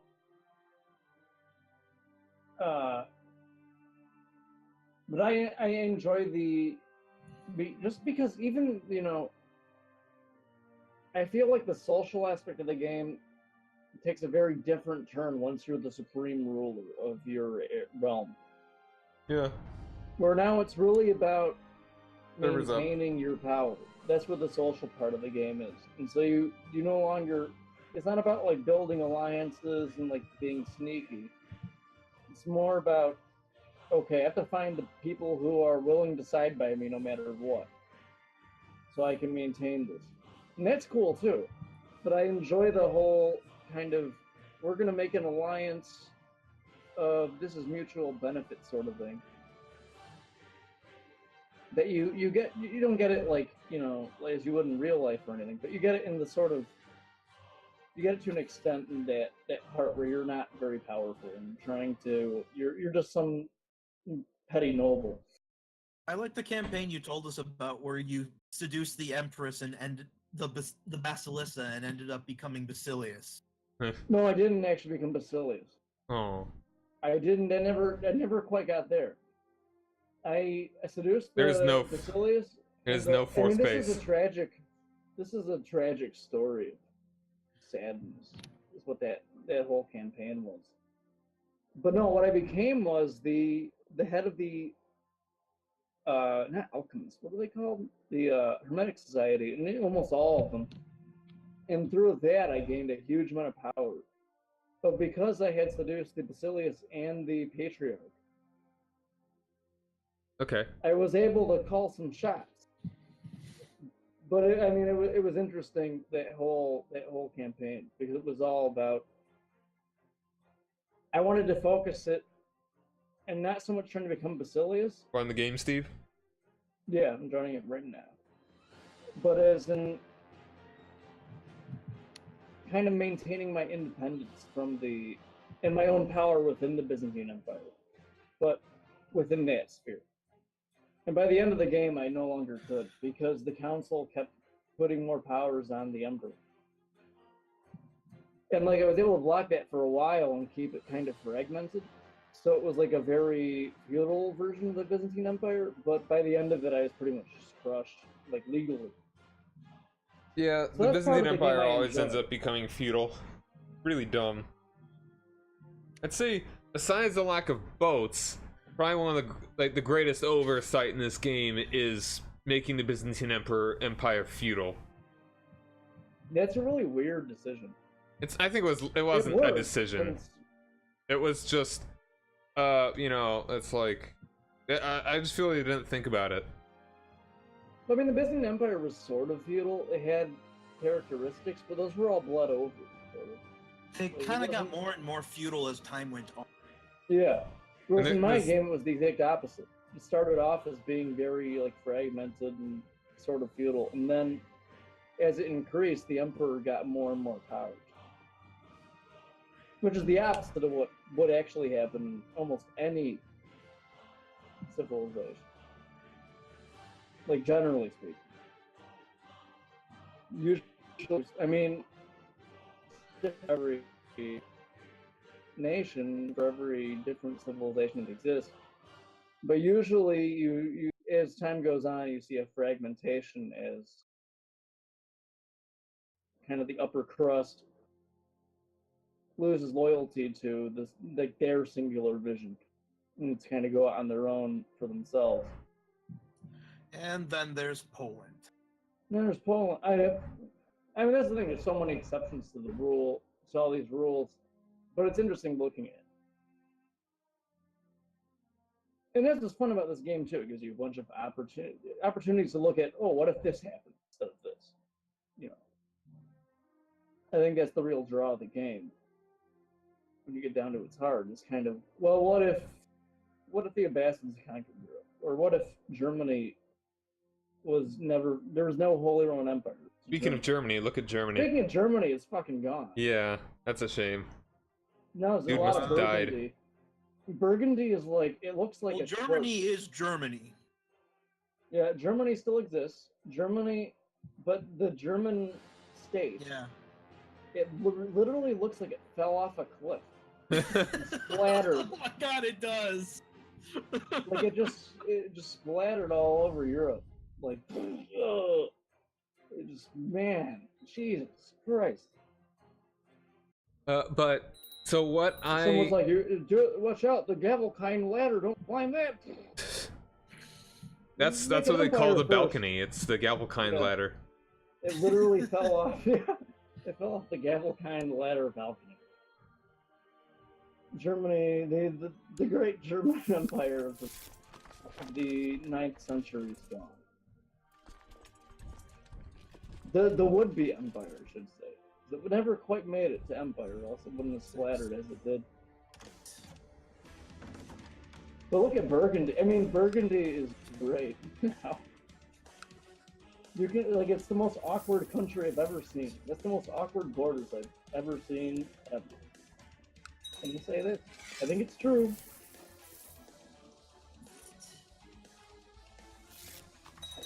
I've seen some pretty bad borders in my day.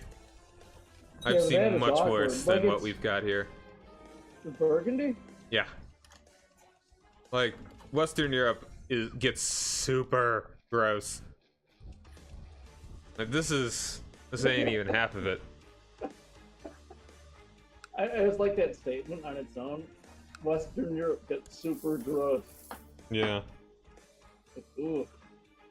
Really like ketchup and mustard.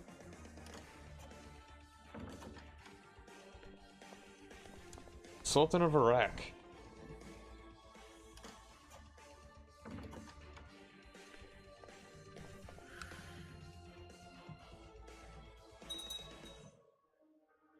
Any of you guys know offhand where the name Iraq comes from?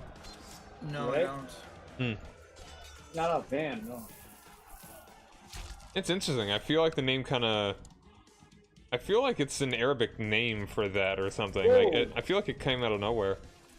Where the hell is this really red state that just suddenly appeared? What? I think even the rebellion up north or something. You have a really... Look at your northern territory next to Siberia. Yeah? Oh, you mean... Oh, Look you're at- in that map mode, like yeah. the That was one of the border. guys that broke off. Oh, okay. Is he at war with us? No, he's my vassal. Oh, okay. That would be the deepest shade of red I've seen in this game. It's more of like a super hot pink. Super... Like the super hottest hot pink. thing. Almost Neon red. hot pink. Yeah.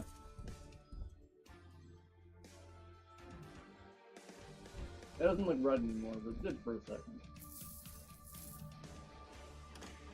Okay, John, you can end the war. Okay. That'll give you 53 holdings. So we're up to 55 now. All right, hold on a minute. Yeah, I counted.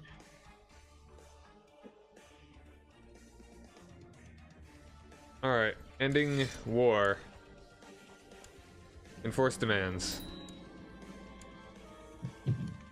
Man, that's a lot of stuff. All right. Yeah, it's 53 holdings. Pillage holdings. And I will keep my army here to stifle any... All right, so I'm just gonna go nuts on it then. All right, I'm gonna unpause.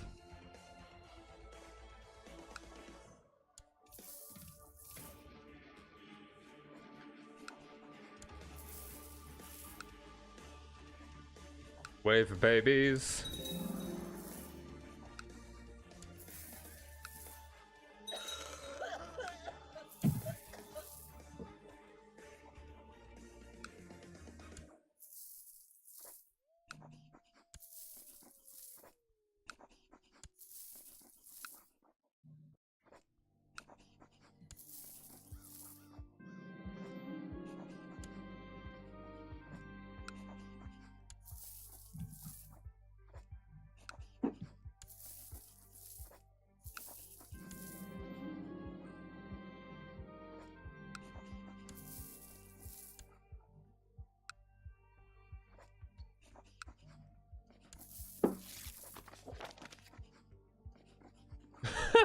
The Duke of Socotra wants to sign a non-aggression pact.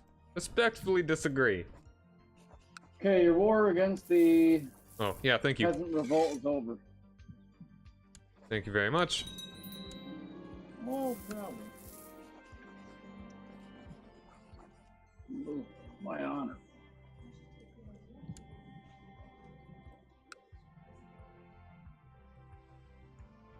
Is there any reason that I shouldn't burn the mosque of, this guy is Sunni anyway, so it doesn't matter. Because I'm a Muslim.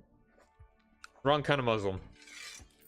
There's no reason you shouldn't burn anything as a nomad horde. Well, Once I mean... Well, the thing is, once we get control, once there are no holdings there, then it becomes our culture, our religion, and then we can lock that in by building in them. It's kind of wasteful, yeah, but it's easier than trying to convert land with our garbage moral. Yeah, I mean, I'm trying to... So, you think I should actually... Well, I mean, I've already got a Manichaean holding here. I could just burn it down and then build it again. That's what you were saying, right? Yeah. Alright, so I guess I'll do that then. Yeah, but think of all the architects. I'm gonna build again. He's creating jobs, Steve. Yeah, it's what is that called? Creative destruction. That sounds like a Guns N' Roses album. Oh, it's a talking point. Alright, you guys are down there, right? Yeah, I'm moving. Okay.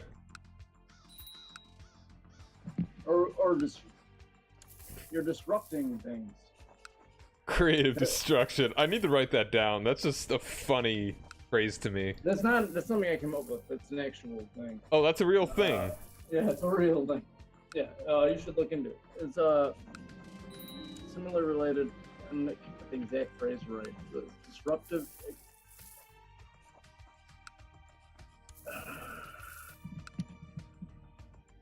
It's like Uber. Creative. No, I mean, I'm like. Oh, I think literally, it's like the. You know what I'm talking about. I think I know what you're talking about. It's like a disruptive economy. I don't know. Can't think of the name right now. I've had a couple drinks. But the thing is, it's like destroying. You destroy something and you create something else worse and put it in there. Okay, I think like you destroy something in order to make something.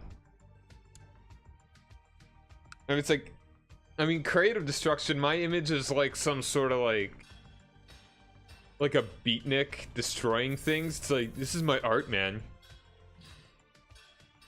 It's not like No, I don't see like- it as an it's more oxymoron. I see it disaster- as disaster capital sort of thing, where it's Well, like, that's, oh yeah, like here's this massive problem. Let's profit off of it in an incredibly, obviously immoral way. yeah. It's like the most immoral version of capitalism, essentially. The creative destruction is. Creative Or, destruction like, is a process oh, through look, here's which all these something. starving people. Let's charge them a bunch of money for food. Hold on a second.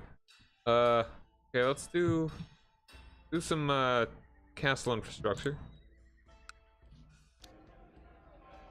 Can I do more? Can I do more tech? Can't. Not quite. Legalism. All right, I googled it. Creative. Oh, I died. You died? Yeah. So I am did now my brother. blush. I stay loyal. I appreciate it. I'm gonna be right back, but At least I'm still a Kagan. Figuring this out. Oh, don't worry, we can crush him easily. Oh, somebody broke away. Oh yeah. I'll just go take care of him. Don't worry about it. War. Yeah, let's do the war focus, I guess. Got so many pop-ups right now. I could create a million billion things right now. I can make 30 titles, which I don't want to. Kind of rush you, but I would really appreciate it if you took the stuff in Altashar, because that's mostly where our Buddhists are hanging out, and we can get rid of them. All right, So- hold on. All right, I'll just ask to revoke all these things. I'll just every city I find of yours, I will revoke. Except I need to get guys in my holding. I need to.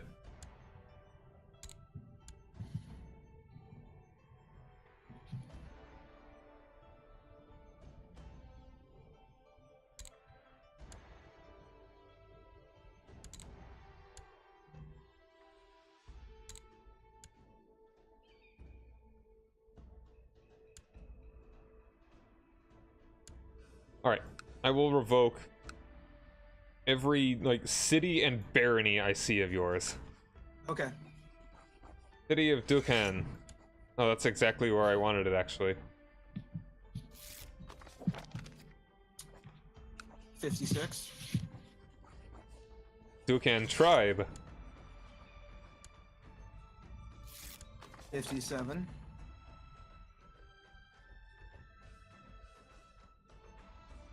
Love it if Steve would be a commander of mine. Barony of Fangpan. Bongpan. 58. Okay, what's up? So, how's your new character? He's not great. He's not very good. No, not at all. I need to get married real quick. And you guys got a daughter you want to give away? I've got a bunch of sisters. Sisters are good. I have plenty of sisters. I Take do have a anyone you daughter, want. actually. Hey, I got a 19-year-old. She's a lunatic. She has the Great Fox. No, thank you. Gluttonous, craven, erudite, envious, child of a concubine. Not a fan. Love Weaver. Yeah, All right, I'm just she gonna marry is- Chris's younger sister. She seems youngest sister. Yeah, seems pretty good. Oh well, hold on. You're. I think. I don't know. I think you should go with my daughter. No, she's awful. You should send her into a pit. Just have her sit on top of that balcony alone and die. Boy, it's so fucking cruel. It'd be merciful. She's the great wonderful pox person. and crazy. This is the new Khan's mental health program is fucking awful. That's what I'm gonna say. I protest. Should have rebelled. What kind of benefits are these? Look, man, No, you balcony signed on and for die. part-time. Part-time Khan. This is seasonal. But, I'm only Khan for like, 24 years old. The 24-year-old is like for college. generally the better one. Yeah, let's go with her. Alright. Anyway, I'm gonna unpause. Let's get the prestige.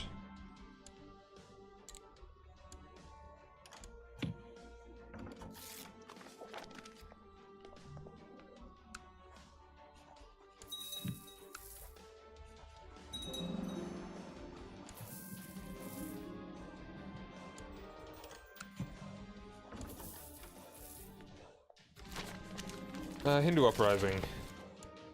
Oh, I see him.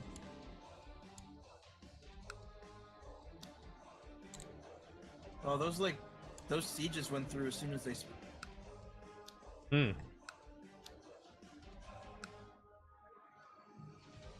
Hindu uprising, where's he at? Don't worry, I got it. I have not much I can do at the moment because my oh shit, maybe I can.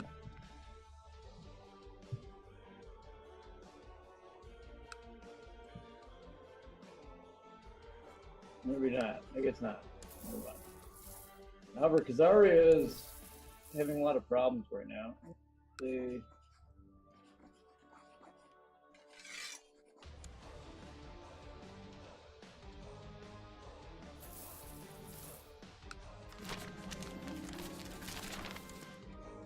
Oh yeah, Khazaria. Yeah, that's right. They are having problems, aren't they? You may want to jump on that soon. Maybe when they're done and they're kind of weak.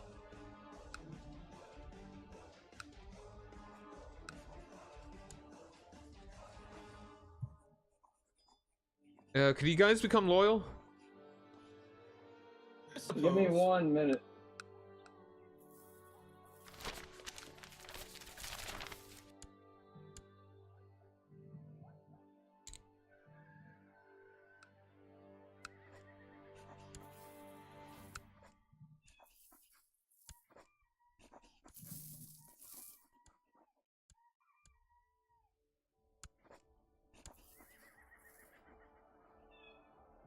Alright, I'll send my guys down there to just help out. Don't worry about it. They were just outrunning me. Okay. Alright, this guy's apparently, apparently, yeah, let's burn him, whatever.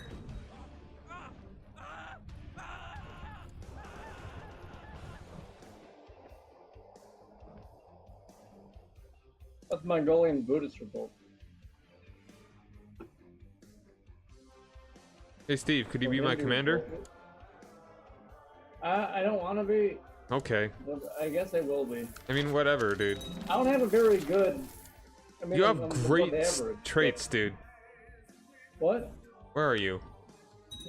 Oh, my skilled tactician. Okay, yeah. Yeah, you have bonus to morale, morale defense, step, flank, combat and farmlands, step and plains.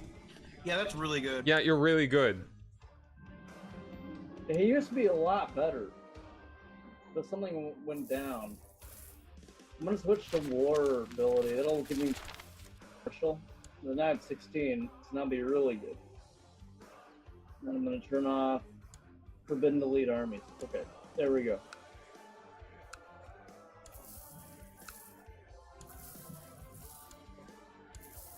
So why did you retake control of our empire? Why did because I? Because I had no prestige. So it's the highest prestige? It goes by population and prestige. I have the highest population of any of us, but my prestige. What's your population? John overtook me. It's currently about 120,000. Oh, okay. That's a lot. I have 87,000. Wow. Alright, so shortly after drinking the concoction, you feel a pleasant mist clouding your senses. As you emerge from the blur, you find yourself in the royal bedchamber and not alone. It seems as if the concoction might have been a tad too effective. Alright, so, she gave me a drink and I'm gay. Hold on, and I'm also... What? No, it's like, I'm in love with... No, I just became super I'm not even just gay, I'm like omnisexual. I think I just woke up from an accidental orgy. I'm not even kidding. I've never gotten Like this event a before. pansexual. Like, hold on. I get the homosexual trait and I'm lustful, and hold on. Let me just read. I fall in love with like 6 people. And I get All plus men, 25 or fertility. Is it, like mixed, or is it? Like, okay, it's there are, wow, all right, hold on. So there are more people like in this pop-up than there are Pansexual listed. con.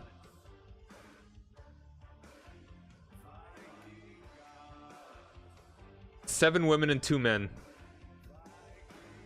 Like, and that's not even, I think, hold on.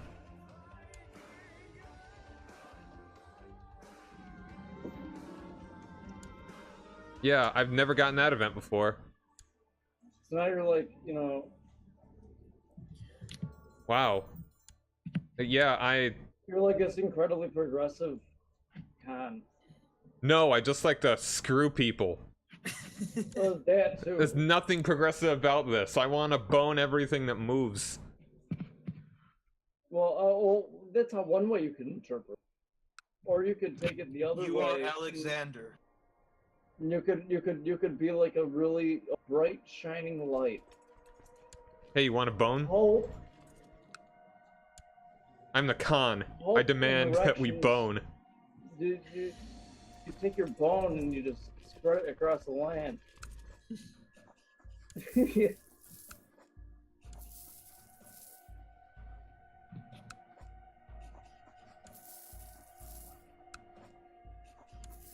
Okay, we're at 58. I'm still keeping track. Cool. Alright, I'm gonna unpause. Oh yeah, I forgot about your terrible, terrible mental health policies.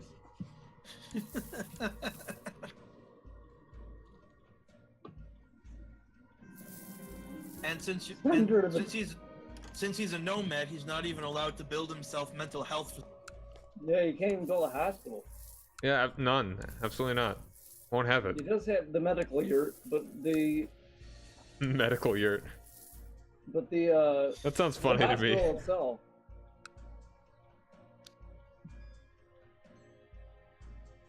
Speaking of which, this has been like a disease-free game.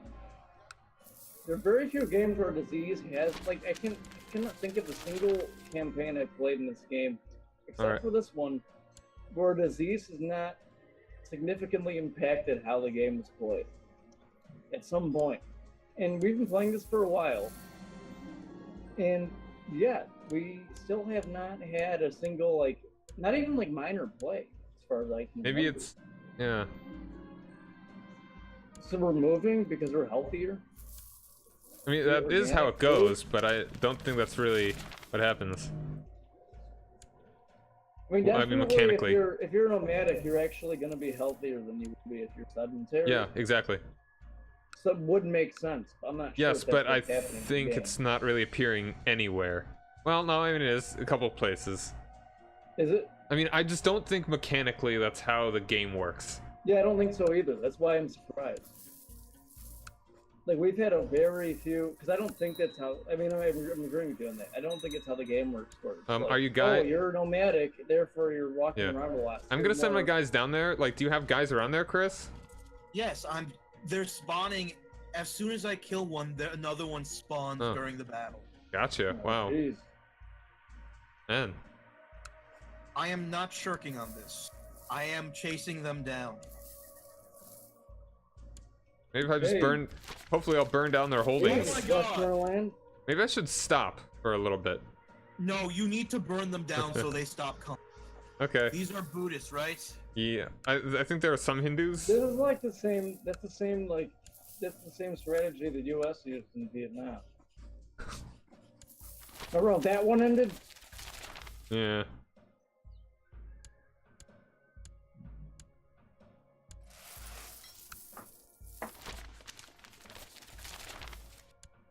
They just keep popping up. Hey, I got a Jewish guy in my court. Got a neat crown. cool. Do you still have the China dude? I don't think that's what they prefer to be called, but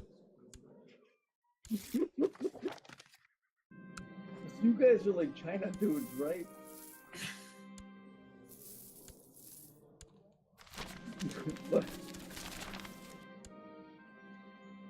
and right now apparently I'm like diplomatic like failure of the century.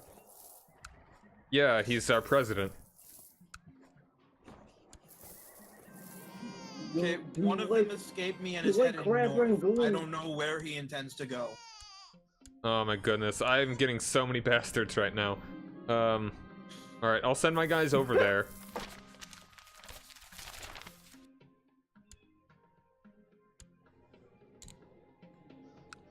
Oh wow. This nephew is actually maybe gonna turn out to be pretty good. Alright. Oh, hey there. Alright, there's a rebellion over here that I'm gonna be fighting. Alright, hopefully some of those holdings should be disappearing here. Yeah. Like, that's the best way we're gonna combat them is by getting... by annihilating everything they've occupied. Hey, John? What? There's an army of 47,000. Wow. Okay, It's yeah. a minor clan uprising. I'll surrender to them. They can hang out. Yeah, I can't, I gotta move back. I can't face that. Don't worry about it, man. Okay, well, there they are. I'll take care of the Buddhist uprising up north. I would, yeah, that would help. I think our biggest problem right now is that we have all these internal problems. I don't know if we can solve them in any way, but... No, we could solve them by burning everything to...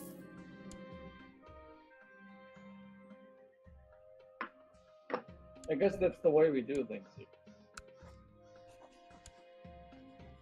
Yeah.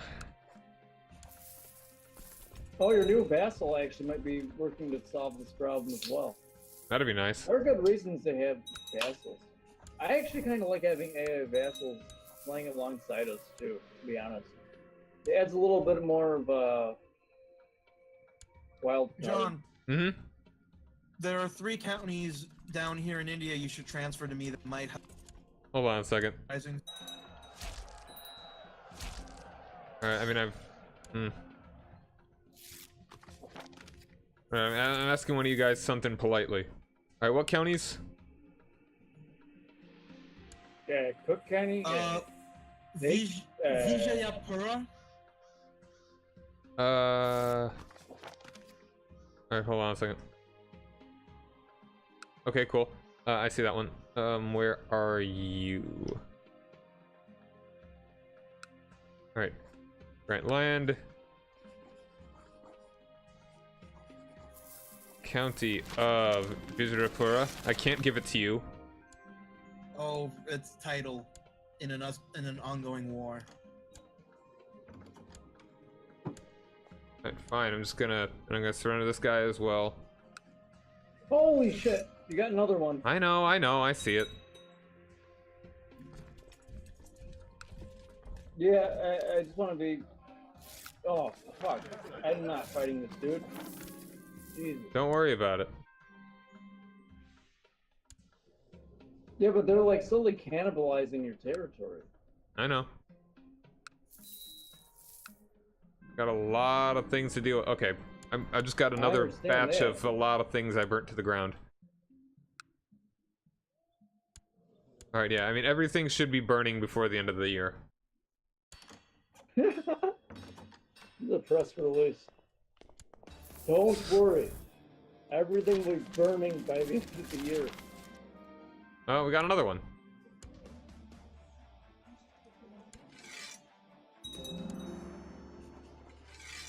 They have so many guys.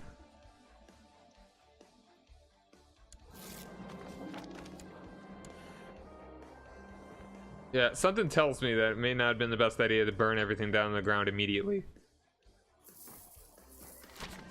Hey, another one. Another one. Really angry Another one. Another one.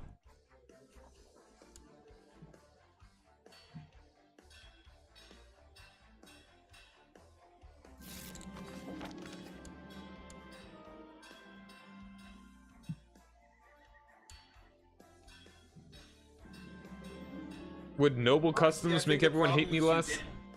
I think the problem was you didn't burn enough things of mine to the ground, because then that would have shifted the balance of nomadic territory towards me, Maybe. away from you, which would have caused less minor clans. Guess so. It would have caused more of the religious uprisings that I'm chasing around, but Alright, whatever. I mean, these little guys aren't a problem. I can take them out on my own in just a minute. yeah.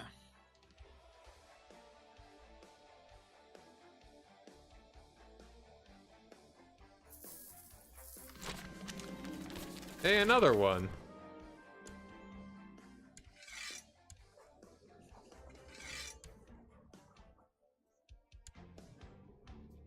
Alright, anyway, revoke land, more cities or whatever. I'll give you, well, once you give me that stuff. It's 59, I believe. I'm gonna execute this guy because he's been a pain. I normally just kind of let people to die in the prisons, but they've been annoying. Crushed to death by elephants. Alright, thanks for taking care of that, Steve.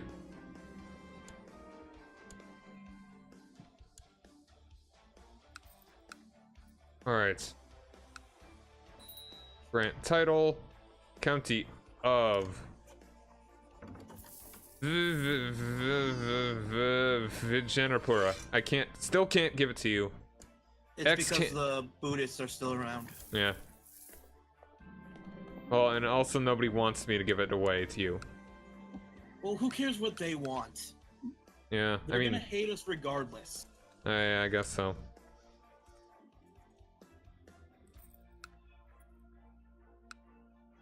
All we're trying to do is create an egalitarian democratic society. And all these people are trying to stop us. Act of tyranny. I don't know, hold on. Let me see if I can just get, like, one guy on my side.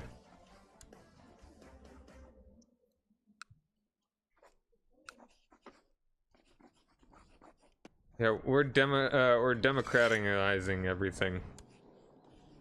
We're bringing democracy to the world. Don't they understand that you just... you sometimes you just have to Don't they burn down all of understand civilization? God damn.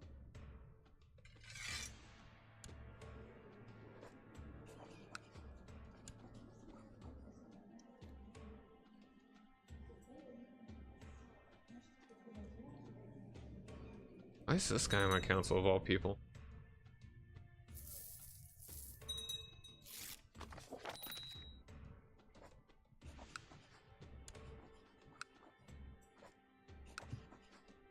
Oh, that guy's Avar.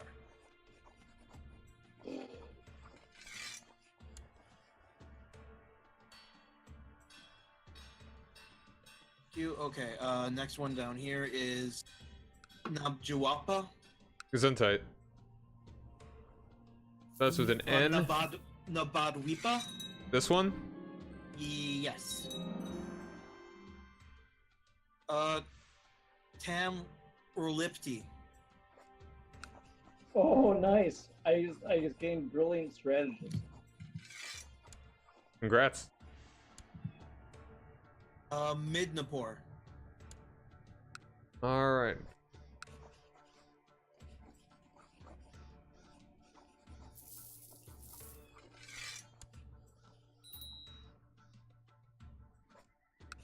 Radha. That's rad, huh? It's red, huh? Yeah, I know. Yeah, it's radish. Huh? Huh? Dominico. Huh. But, France.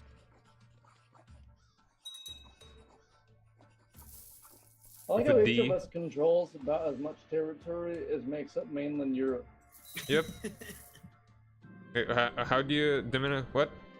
Dominico. Okay, there's the dashes. Domenico.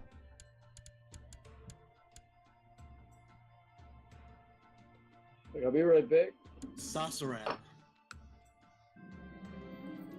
No need to pause it, but I'll be right back. I'm gonna pause it. You don't need to. I'm pretty. I mean, wherever I alright, yeah, am. I'll just keep it going. Alright, what is it, Sassuran? Yeah.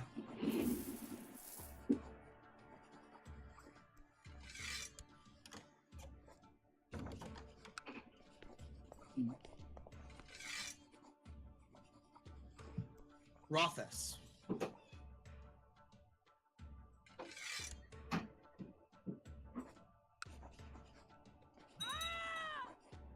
Munda. Manda.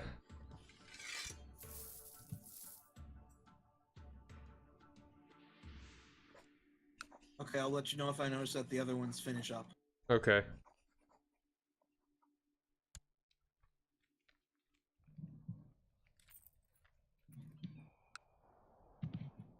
Alright, meanwhile, I'll start revoking more of your stuff.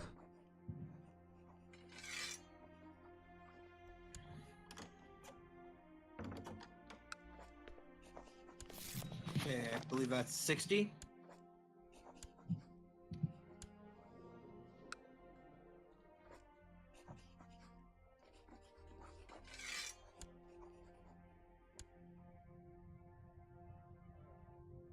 $61.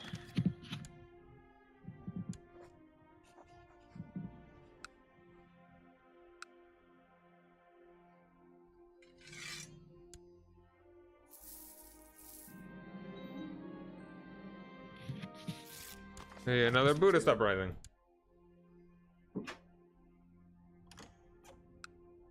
Yeah, they're not by me. Okay, I'll just, oh,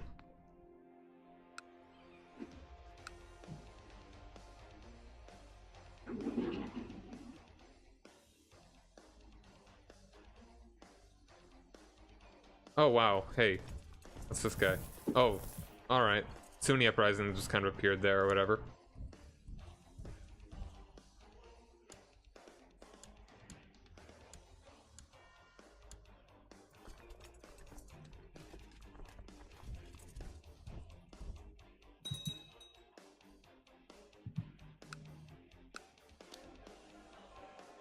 And Marshall tells me that one of my commanders, Ituk, is improved in this. And we're going against Sunni uprising. Well, we have a Buddhist uprising. Yes, please fight that if you could. I am. It's gonna take a second. I mean, they're really weak. But Alright, another bunch came up that were burnt down. God is finished. Alright. You want, what was that again? holy shit! Yeah, that's a big uprising over here. County of what? On the Caspian. Gada. Was it G? Yeah.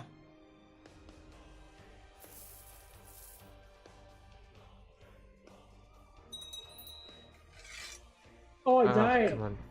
Oh, he died. And what did it say Oh, that wait, we gotta. I had I saw my name pop up for a bit. It said Steve was lagging. Oh, okay. Where are you? What's your deal, Steve? So I'm this guy now. In like war, so I get some better stats for fighting. My new guy kind of sucks. He's not that great. Don't worry, he's old. He won't be around very long. Yeah, your but current error isn't very good either. Okay, so I have enough errors where I'm good. Okay, Pretty much. So basically, listen to my council. Okay. They all hate me. Alright, what else you want? Counties. What was it? Gada. God. Oh, that's right. I have to... Steve has to accept the thing. Accept the appointment. I don't want any more tyranny than I already have. It's just going to exacerbate an ever-growing problem. Alright. And could you say you're loyal? Oh, me? No, Steve. Yeah, I'll go full loyalist. Please do.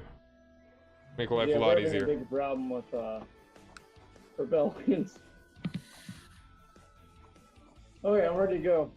Alright, hold, gotta.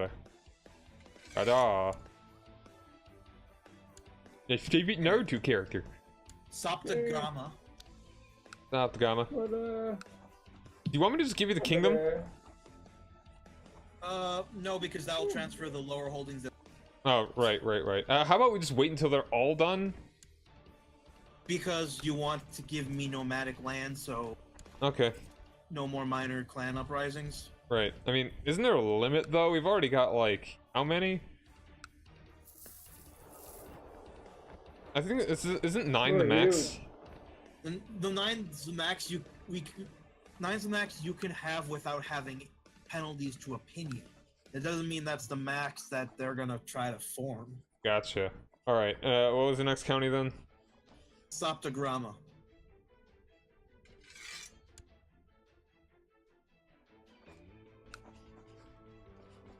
Like, this isn't laying siege, Malabum? it's like hunting bandits. You're hunting bandits, Steve? That's what it feels like. As far as, like, I have a John siege Can't. with one dude in a place where there's no castle. Yeah. It's really just, like, when you press the assault button, it's really just, look really hard. Varanasi? Okay, let me just You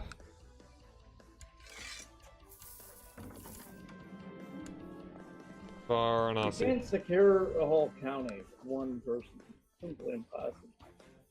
I think One it's dude more cannot look representative. He's a viceroy, the real No, authority. he isn't. He's a representative. in this game. All right, what Even was if one you the, want? One dude. Jampur. Actually, as far as this game goes, I think the numbers are fairly realistic. They're not quite the size they would be in certain cases, but for the most part, they are.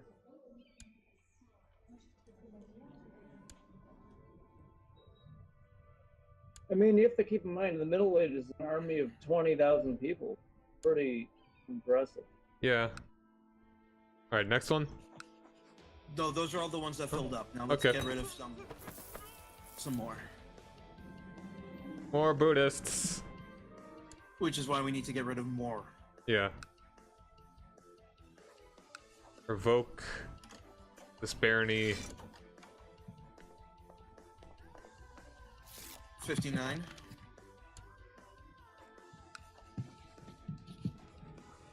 Man, this is a process.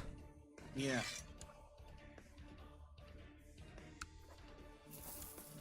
$60. All right, and I'm not even, I'm grabbing them from like, from everywhere at this point. It's Yeah, like most of what I have are Buddhist or Hindu. okay, yeah, It'll solve both problems. yeah. Like, I'm just not even going for the temples because I don't know if you want to keep those or what. 61.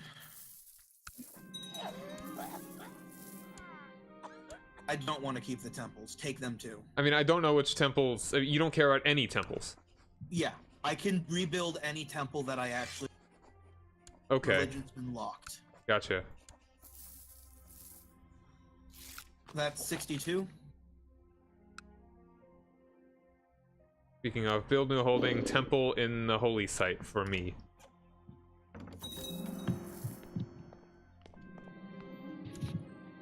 Well, these Zoroastrian. rebellions just fucking. Oh, yeah. This game likes to remind you that empires are bad. I mean, it's really just these things.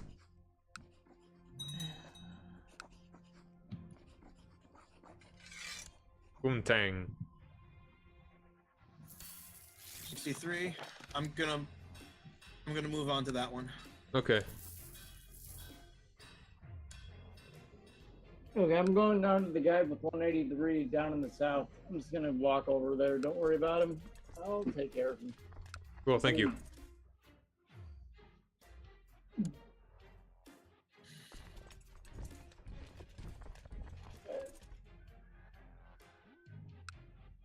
I think this is a major failing in the game, where if you don't burn down enough structures, they rebel against you.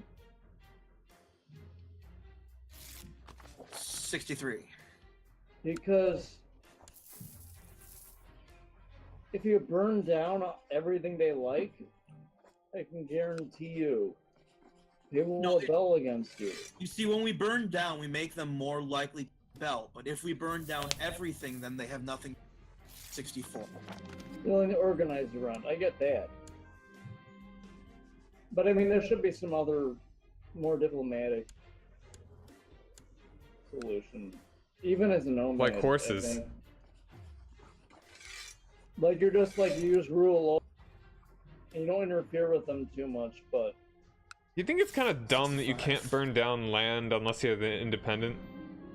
Yes, I do. there's a lot of parts of this game that are dumb for very like mechanical reasons. Mm-hmm. Like you can't just invade another country for no reason. Well, You can do that in real kinda. life. Well, I mean, you can, but you have to find a reason first. You cast a spell. Well, your Casus Belli can be like border skirmish, which is essentially that. Right, and well, that's changed over time because originally. Yeah, that was a much more recent addition.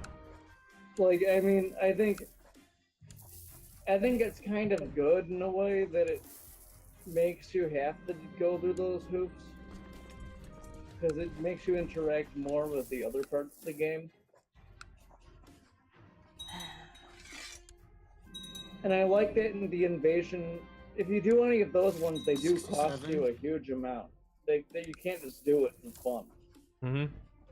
You have to, you have to sacrifice some of your prestige and some of your money to do it. But like, it does help the game in itself. That it's not just like I can just go and like Age of Empires style. Mm-hmm.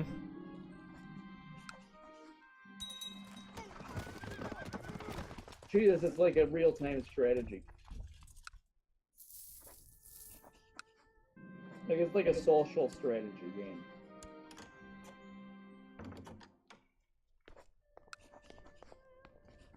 Steve, get the one next to you. I'm working on it. These guys are kind of popping up like 9. willy-nilly.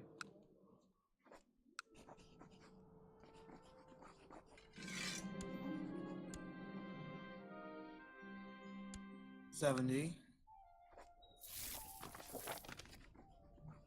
Man, you must be deeply grieved. It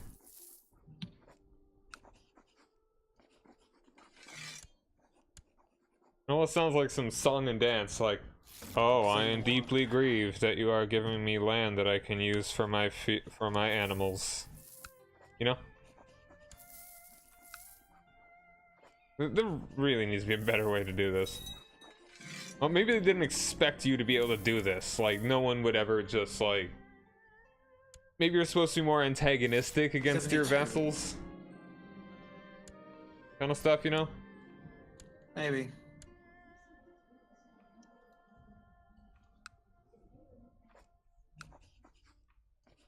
That you wouldn't just do this for them?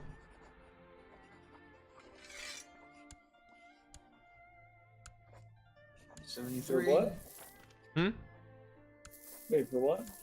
It's not... This isn't something that they must have expected you to do. Like what? Just like me revoking his land, burning it, and then 74. giving it back to them. You know?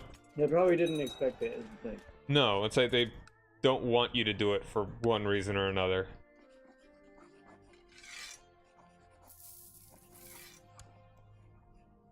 Which is why they must not want you to be able to burn it if 75. you're...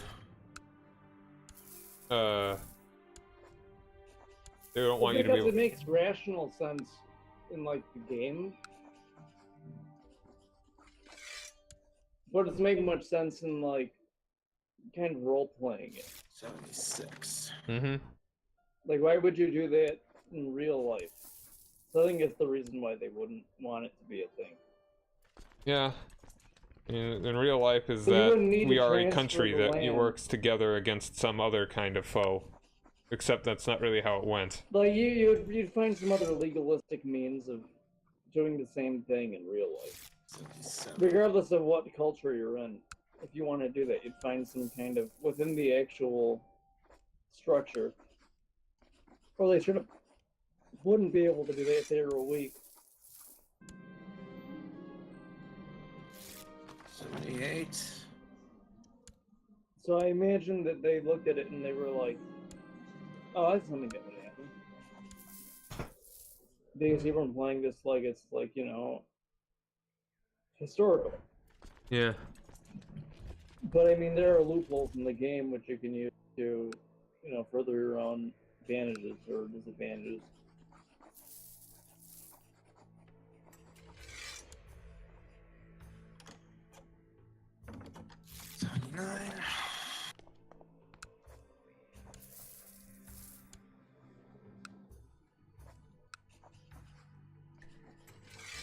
If only I there just was a wanna way that I know- could just say to my vassals, hey man, this is an agreement. You don't need to be angry at me for demanding his land, burning it, and then giving it back to him. Yeah, you don't have to be angry about it. You like we're making. It's still in the that's game. biggest Why you problem. have to be mad? Like I send mean, out. what I want to know is why this dude, who I'm sieging down, who has literally one dude there. They can't spare Like, what's he anymore, doing? Steven. What's he holding out? Like, I'm like sieging 81. him down, and yet he's just standing there like, no, I'm gonna keep it. It's fine. If you This is were my one task. dude holding a castle, and this isn't even a castle, it's like a hill. Yeah, seriously. It's more like the army comes in, it's like, who is defending this land? Who is occupying it? And it's like the guy, And you like point to some this guy, and they're like, sheep "It's that guy herder, over like there." yeah, it's like You're that guy. What do you mean right there, that right there. guy? What? Why is that guy? What do you mean that guy? And they're like, yeah, it's him. He's the one who's defending it. And you're like, It's like a that dude guy? sitting Like, bored you on a mean- You stool. mean like he's the general? Like, no, he's just the guy who's defending the place. It's just like he just stands there with his bow. And He and kinda, has like, a waves he when has a he mule. points. He has a mule. He just defends the place. What do you mean he defends the place? Well, you know, sometimes a deer comes by. It looks a little bit aggressive, and he shoots an arrow at it. Like what? You know. 83. And then you're like, okay, so that's the guy we're sieging? Yeah. They're like, yeah, he doesn't give up easily. You gotta really shake your fist at him before you know, drops his bow down. Yeah. Like, when you have, when it's literally one guy there, they should just make that be a thing where it's just like, oh, he doesn't, like, you just automatically win. Yeah. Like, he just surrenders. Like, because there's no situation that I can understand in human history in which one dude will face down an army of 8,000. The Viking on Stamford Bridge. Like, unless Yeah, it's but a he was very, drugged out of very, his very mind. Clear ideological thing where it's like, if you win, we lose. Like, it's sort of like a, you know, that sort of thing. But as far as just like a normal shitty war, I don't think there's any circumstance where there's one dude who's like, just like, they were like, you alone are stationed here. And he's like, I guess I'm the only guy.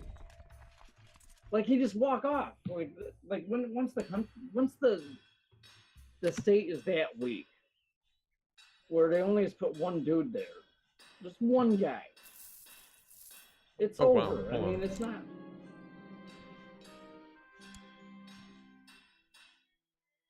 Oh, it's... All right. I'm No, just kinda light picture ranting doesn't do me now any about good. This one dude who's like, somehow, my siege takes time. It shouldn't take time for that. Yeah. And I get it, like 200 guys. That's a siege that should still take some time. 30 guys, that should still take some time. But one guy, Yeah. It's like you 83. can't even watch every door. like, he should just walk out and be like, look, I don't give a shit.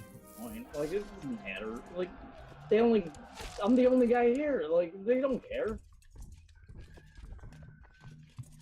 It doesn't matter how spirited he is. He could be the most patriotic guy in the whole world. He's gonna look at 8,000 troops and be like, oh, well, you know, I mean, well, shit. Well, that's not gonna work out. Now you guys stay down there. Don't send those guys. Wait, don't send those guys don't- over there. Don't I'll do shoot anything you. with that ladder. Put that ladder back. Put it back. Just don't touch the ladder. Hey, wait, whoa, yo. There, just stop it. Don't raise the boat. What's he gonna scold them? 84.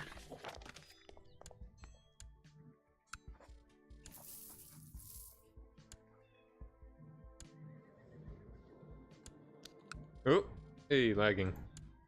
Gonna. Haven't had much lagging recently either.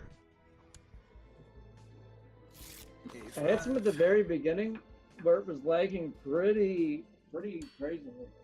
Really? Yeah, it was. I'd retake a place and it would take probably about 30 seconds before I actually saw it being Oh, well. retaken on the map. Yeah, I had that But too. since then, it's actually it's sped up quite a bit.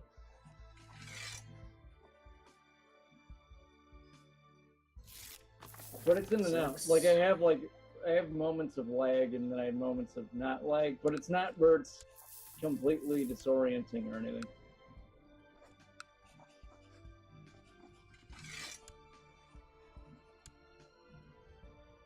$87.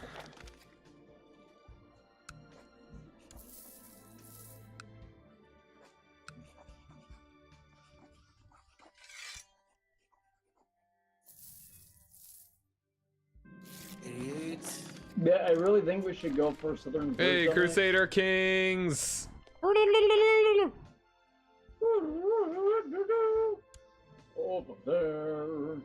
Over there, Because.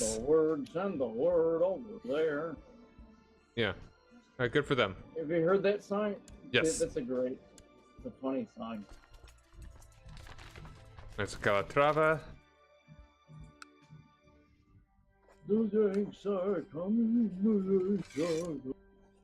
Yeah, it's a funny song. 89. And if only there was like a revoke all button or something, I don't know.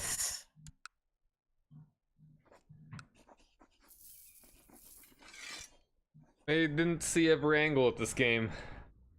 90.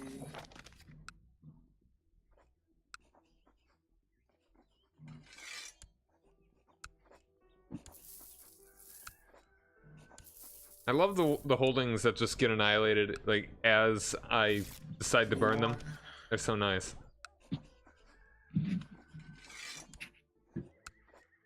I really like to think about our propaganda, Mm-hmm.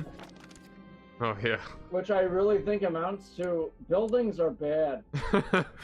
Like, literally the worst. You see that balcony? Like, we have pamphlets that we send about to the citizenry, and it's like, buildings suck. Do you like rain? Of course you do. Rain is good. Yeah, John, those other 3 counties are finished. Okay. Which one? Hold on. Just accept that. Fine.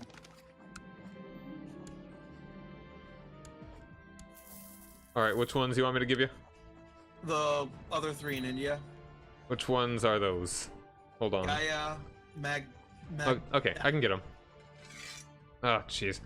I need the You can bribes. just give me the kingdom now. Okay, I'll give you the kingdom. That'll be much. I'll give you both of those. Let's see. Usurp Kingdom of Bihar. Usurp Raj of Suma. And I will give you both of these. Grant land a title. Kingdom of Bihar. I hate these people. I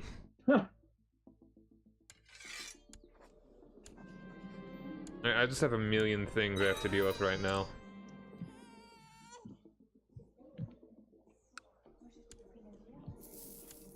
My wife died.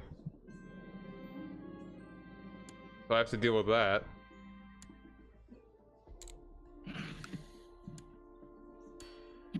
Well, the rebellions are defeated now.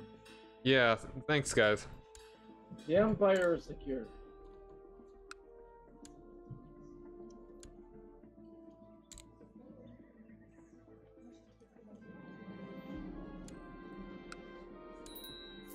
Alright, I just need to make one of my annoying vassals hate me less right now.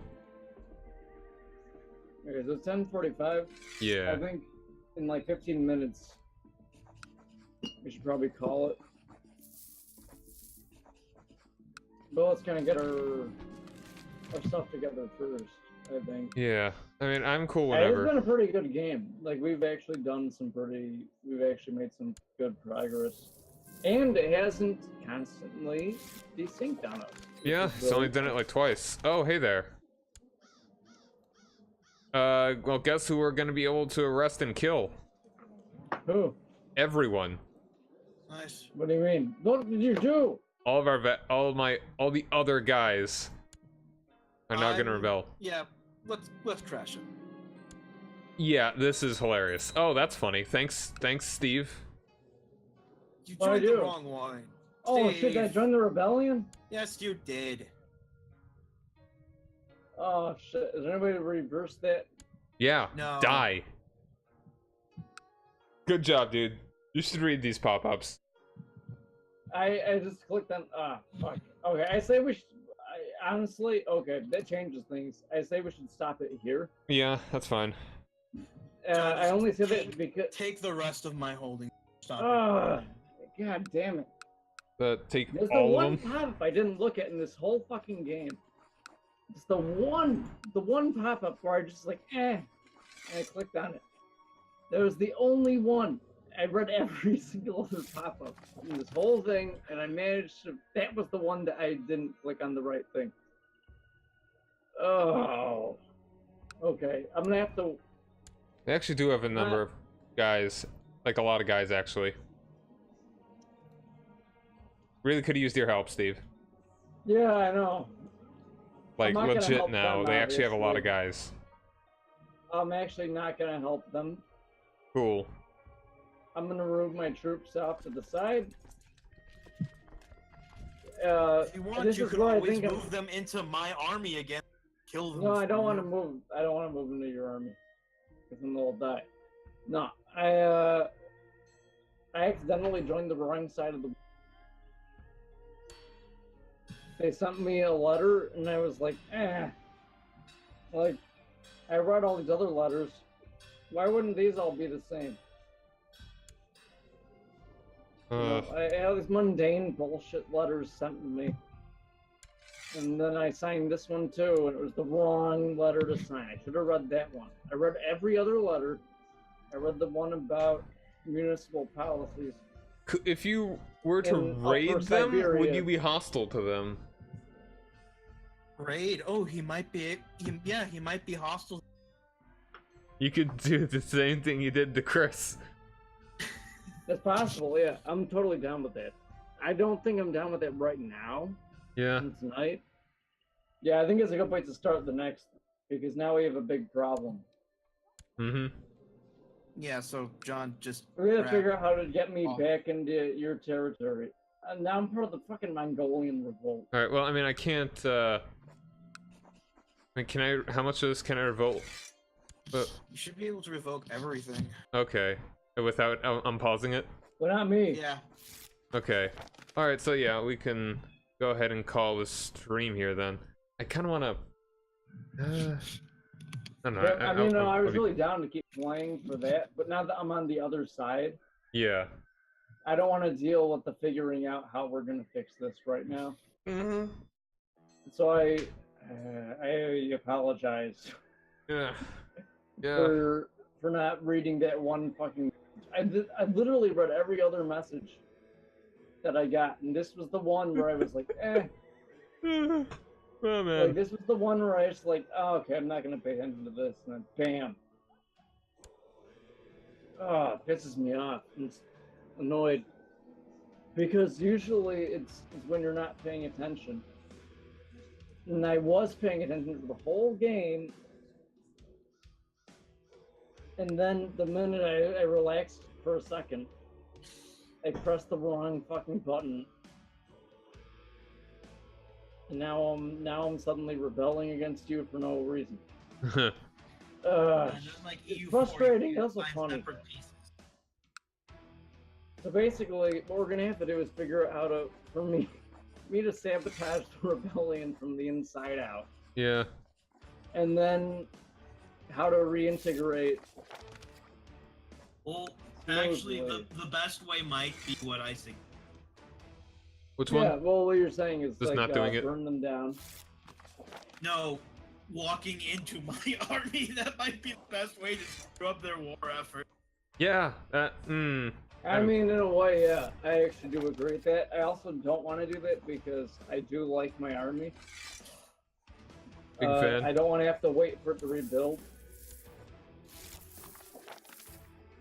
Walking your army would wreck that. I think that's definitely a last case scenario sort of thing, where it's like we have to end this war quickly. But I'd prefer to exhaust the other options before Yeah. that happens. Yeah, like if we can win it without. Keep in mind, most of their territory is my territory, Yep. which means as long as I abstain from the war, they're losing all that as their advantage. But they also have a lot of guys, actually. But 8,000 of those are mine. Yeah. So keep that in mind. 8,000 are mine. And I can direct them to wherever the fuck I want, which is going to be well out of your way. And if we play it right, I can raid them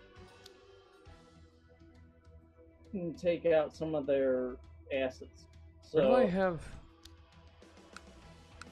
do I have another trade post?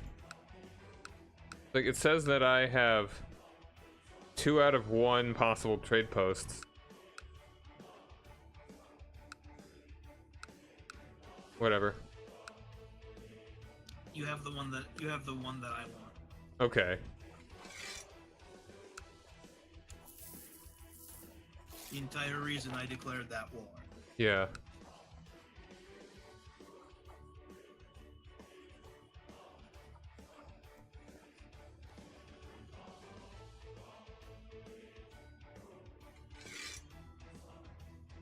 Dun, dun. Yeah, and I can't give that to you until I get one more dude on my side or Steve gets back into the fold.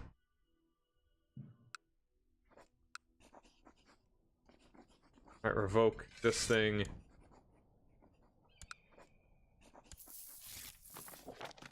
Gotta love how you just kind of find technology in the ruins of these cities and castles. you feel like an iPod and you're like, oh. Oh yeah, sick, man.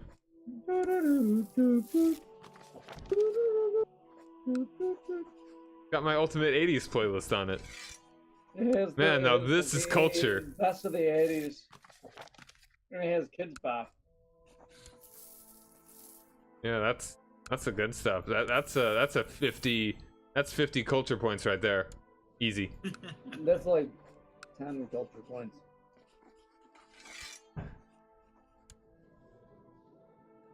Best of the 80s definitely is like 40 culture points at least. There's got to be at least like 3 Michael Jackson songs. If you find Top Gun, it gives you like 10,000 culture points for some reason. It doesn't adequately explain. And you get the homosexual trait. You have no idea why, but you just kind of get it. But you also gain F-35s, which is a blessing. Yes, yes. On the one hand, the maintenance is incredibly high, and you lose lots of money on them. And on the other hand, they can't seem to target anything correctly.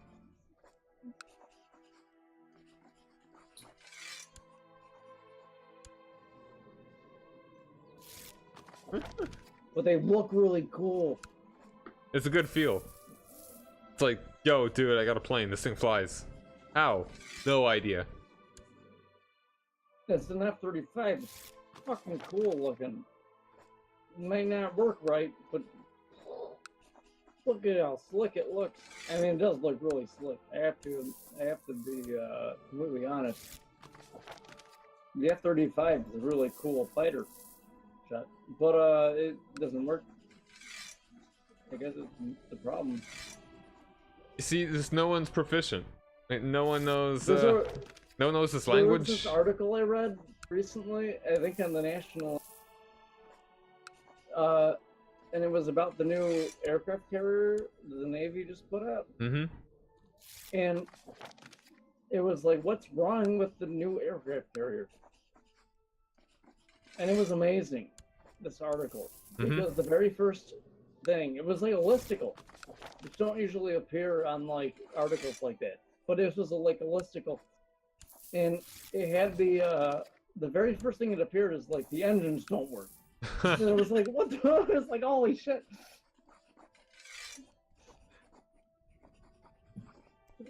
And this happened like a year ago too, when they brought out this new missile destroyer, the Zumwalt. It's named after a admiral from Vietnam. They brought up, like, it had like these like incredibly like serious structural errors. Like the Zumwalt was a very like slick looking warship. It comes out and it's like a stealth vehicle, so all the angles are a little bit weird. But the major problem is that if waves are rolling in the right way, it might capsize. And it cost how many billions of dollars? A lot of money. A lot of money. Yeah, man, it's like And well, it's like in each of these situations, it's like it's not the problem isn't that they're looking at the like what happens when it goes really wrong. It's like they're like going for that, like they're fixing that problem. Like when things go really wrong, the thing will be fine. But it's like when a wave hits it.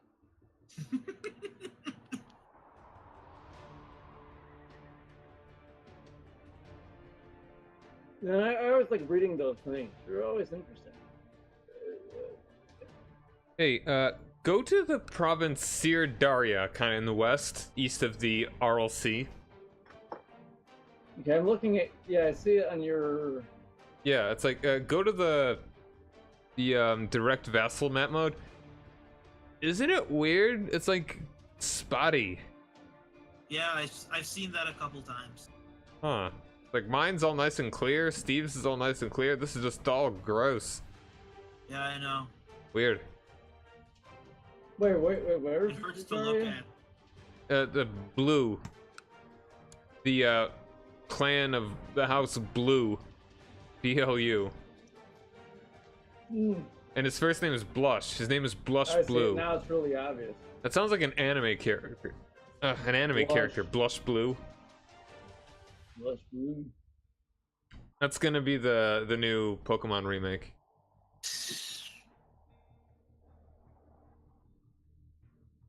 And it's Blush Blue and Cold Red. I don't know.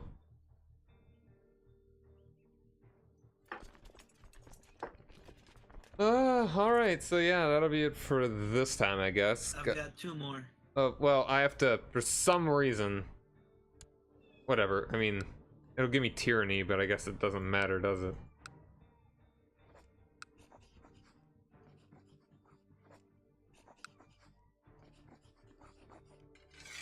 For some reason, they hate me because of this one.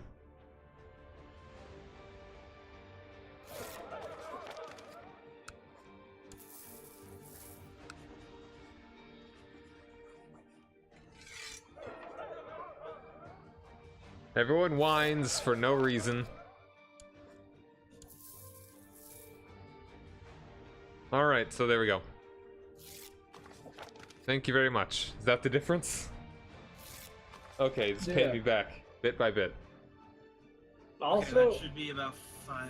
We Yeah, got that- about halfway through. So Okay. I believe On a one Swift- more. on a swift tangent, Mm-hmm. Okay, I think we're even now. Yeah, that was one, on a swift tangent, 1500. Mm-hmm. the admiral for which the Zumwalt destroyer was named is actually like a really awesome dude. Yeah? Well, I don't know 100%. I want to say that because I'm sure somebody will come on. But like within the U.S. military,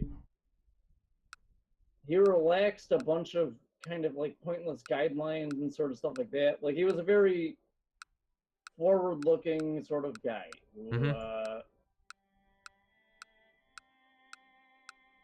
he was like, basically, if you're serving in the Navy, you got rid of all the like, you have to cut your hair in a specific way, sort of thing. Yeah.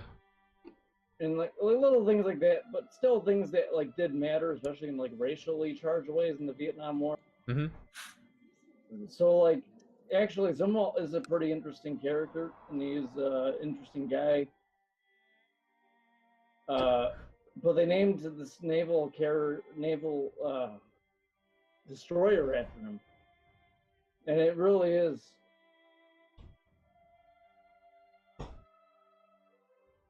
Man, that's. I mean, that's... a good wave at the right time, apparently can knock it over. That's stunning. It's like, you know. Well, it's just. Man, like real conservative there, guys. Well, it's just kind of we have this good idea for our vehicle, and we can make it work, but then we cut some corner. I mean, it's kind of like that, basically. Yeah, of course, cutting corners. And yeah. And it's really the story. Best thing for the U.S. military. The U.S. military industrial complex. It's like, oh, okay, we got like the brightest minds behind this. Now, where can we save some bucks? Even though we have way more money than like any other part of the whole. But this is money that's never going to go to the children, the starving and undereducated children of the United States of America. Never. It's never going to go to them. Well, they're not going to benefit. They're going to join the army. It will in a really backhanded. In that way, we will pay for their college education, and then they'll get PTSD, and we're just not going to help them with their medical things ever again. Even though we say we are. If you're a problem as a vet, you're gonna have some very, very You're not gonna get your due. Yeah, it probably also gives everyone on board cancer too. Somehow, I'm sure. It's like it's actually just made of asbestos. Know about that. I think that's something the military is pretty safe about. But, all right, so they don't kill anyone slowly. They'll just capsize the boat right now. The greatest naval tragedy in world history. The entire boat sinks before anyone knows about it. Well, I mean, I think what happens is like a strong wave hits the boat, and collapses in tragedy. And it looks kind of like an ironclad. Oh, really? I want to bring it. Well, I'm going to type it in. Like an ironclad. That's awesome. I mean it very loosely. Yeah. But it does sort of look like one. It also looks sort of like something the Empire would make in Star Wars. Yeah, that's essentially what we are, though. So. Sort of, yeah. I mean, well, but here, 1 sec. Are we the baddies? Let's see. Here, I'm gonna paste it in. Shit. I don't want to paste that. It's the wrong thing. This thing's awesome. I just want to say, I do enjoy it in a very base way. Yeah. I best pasted it in the Great Headbang Debacle. Alright. Oh yeah, that thing. It's very sharp. Yeah, it's it's a stealth thing. Yeah. So it has to have all these angles, so that way it can be picked up from radar. Alright. I'm gonna get this on the. See if I can get it on monitor. Yeah. It's a fun character. I'll be right back. But it's a fun. It reminds me of the frigate from GoldenEye. GoldenEye? Yeah. Oh! You know, the frigate level. You're right, it does. Huh, There's that's another. kinda weird. The Zumwalt is an amazing character. I find it weird that they use Zumwalt as a name. I guess because it's unconventional, which is what the actual character we're talking about was. He was a very unconventional officer. Yeah. But It's a thin boat. it's too. unconventional in a very different way. I mean, I feel like it's very, yeah, like it really doesn't have much width to it at all. I don't know. I don't know about stealth destroyers, but you know. Well, I have no idea. I mean, I'm talking out my ass when I talk about this ship. Yeah. I have no idea. I mean, I know what I've read, which is that it can. There are numerous military officials who have spoken out about how it might be pushed over by a wave. You know, And that would be fine if it was a tank. That's not me speaking, because I have no knowledge on this. I do not know anything about shipbuilding. I don't know anything about it. I'm just repeating what I heard from people who apparently do. Yeah. And even then, I'm completely at the whim of whether they're being honest about it. Would noble customs make my vassals hate me less? Wait, Noble what? customs? Yeah, noble customs. No, they're not feudal. Okay. The noble popular They're are those bad. customs that are irrelevant. Pretty much. Tolerance might help. You get a vassal boost from a building in your capital that you build. Yeah, okay. It's Legal the one that also. gives you clan sentiment. That's what clan sentiment. Alright, legalism's not gonna do me any good either. It's all tolerance and majesty.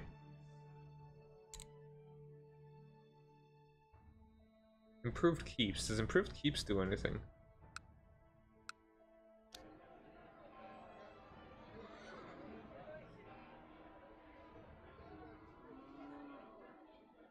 Patient growth.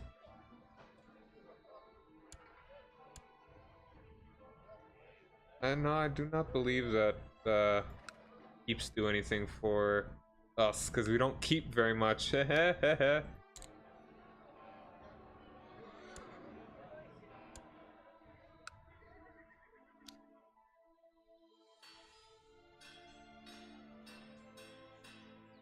about upgrading shipbuilding? Maybe not.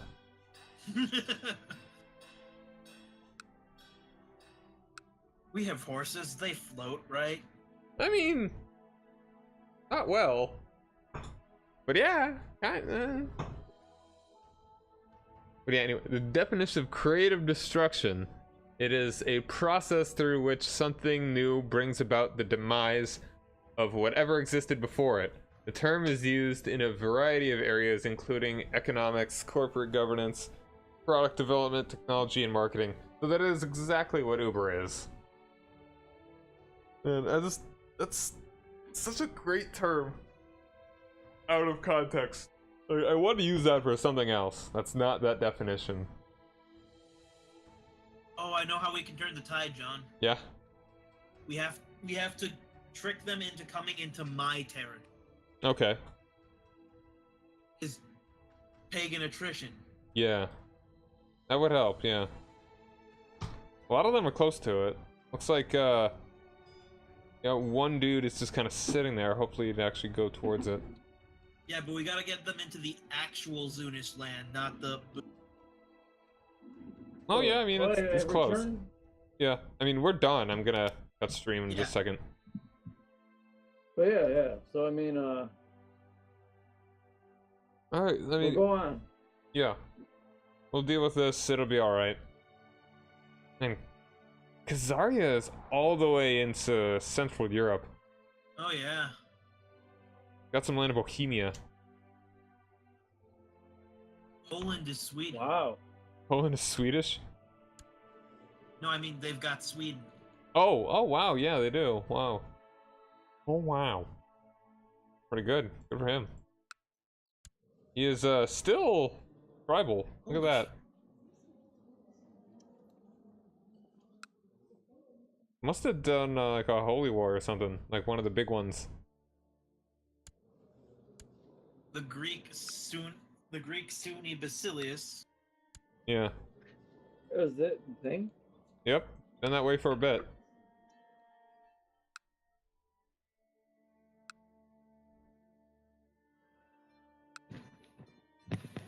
Okay, yeah, I'm gonna cut stream.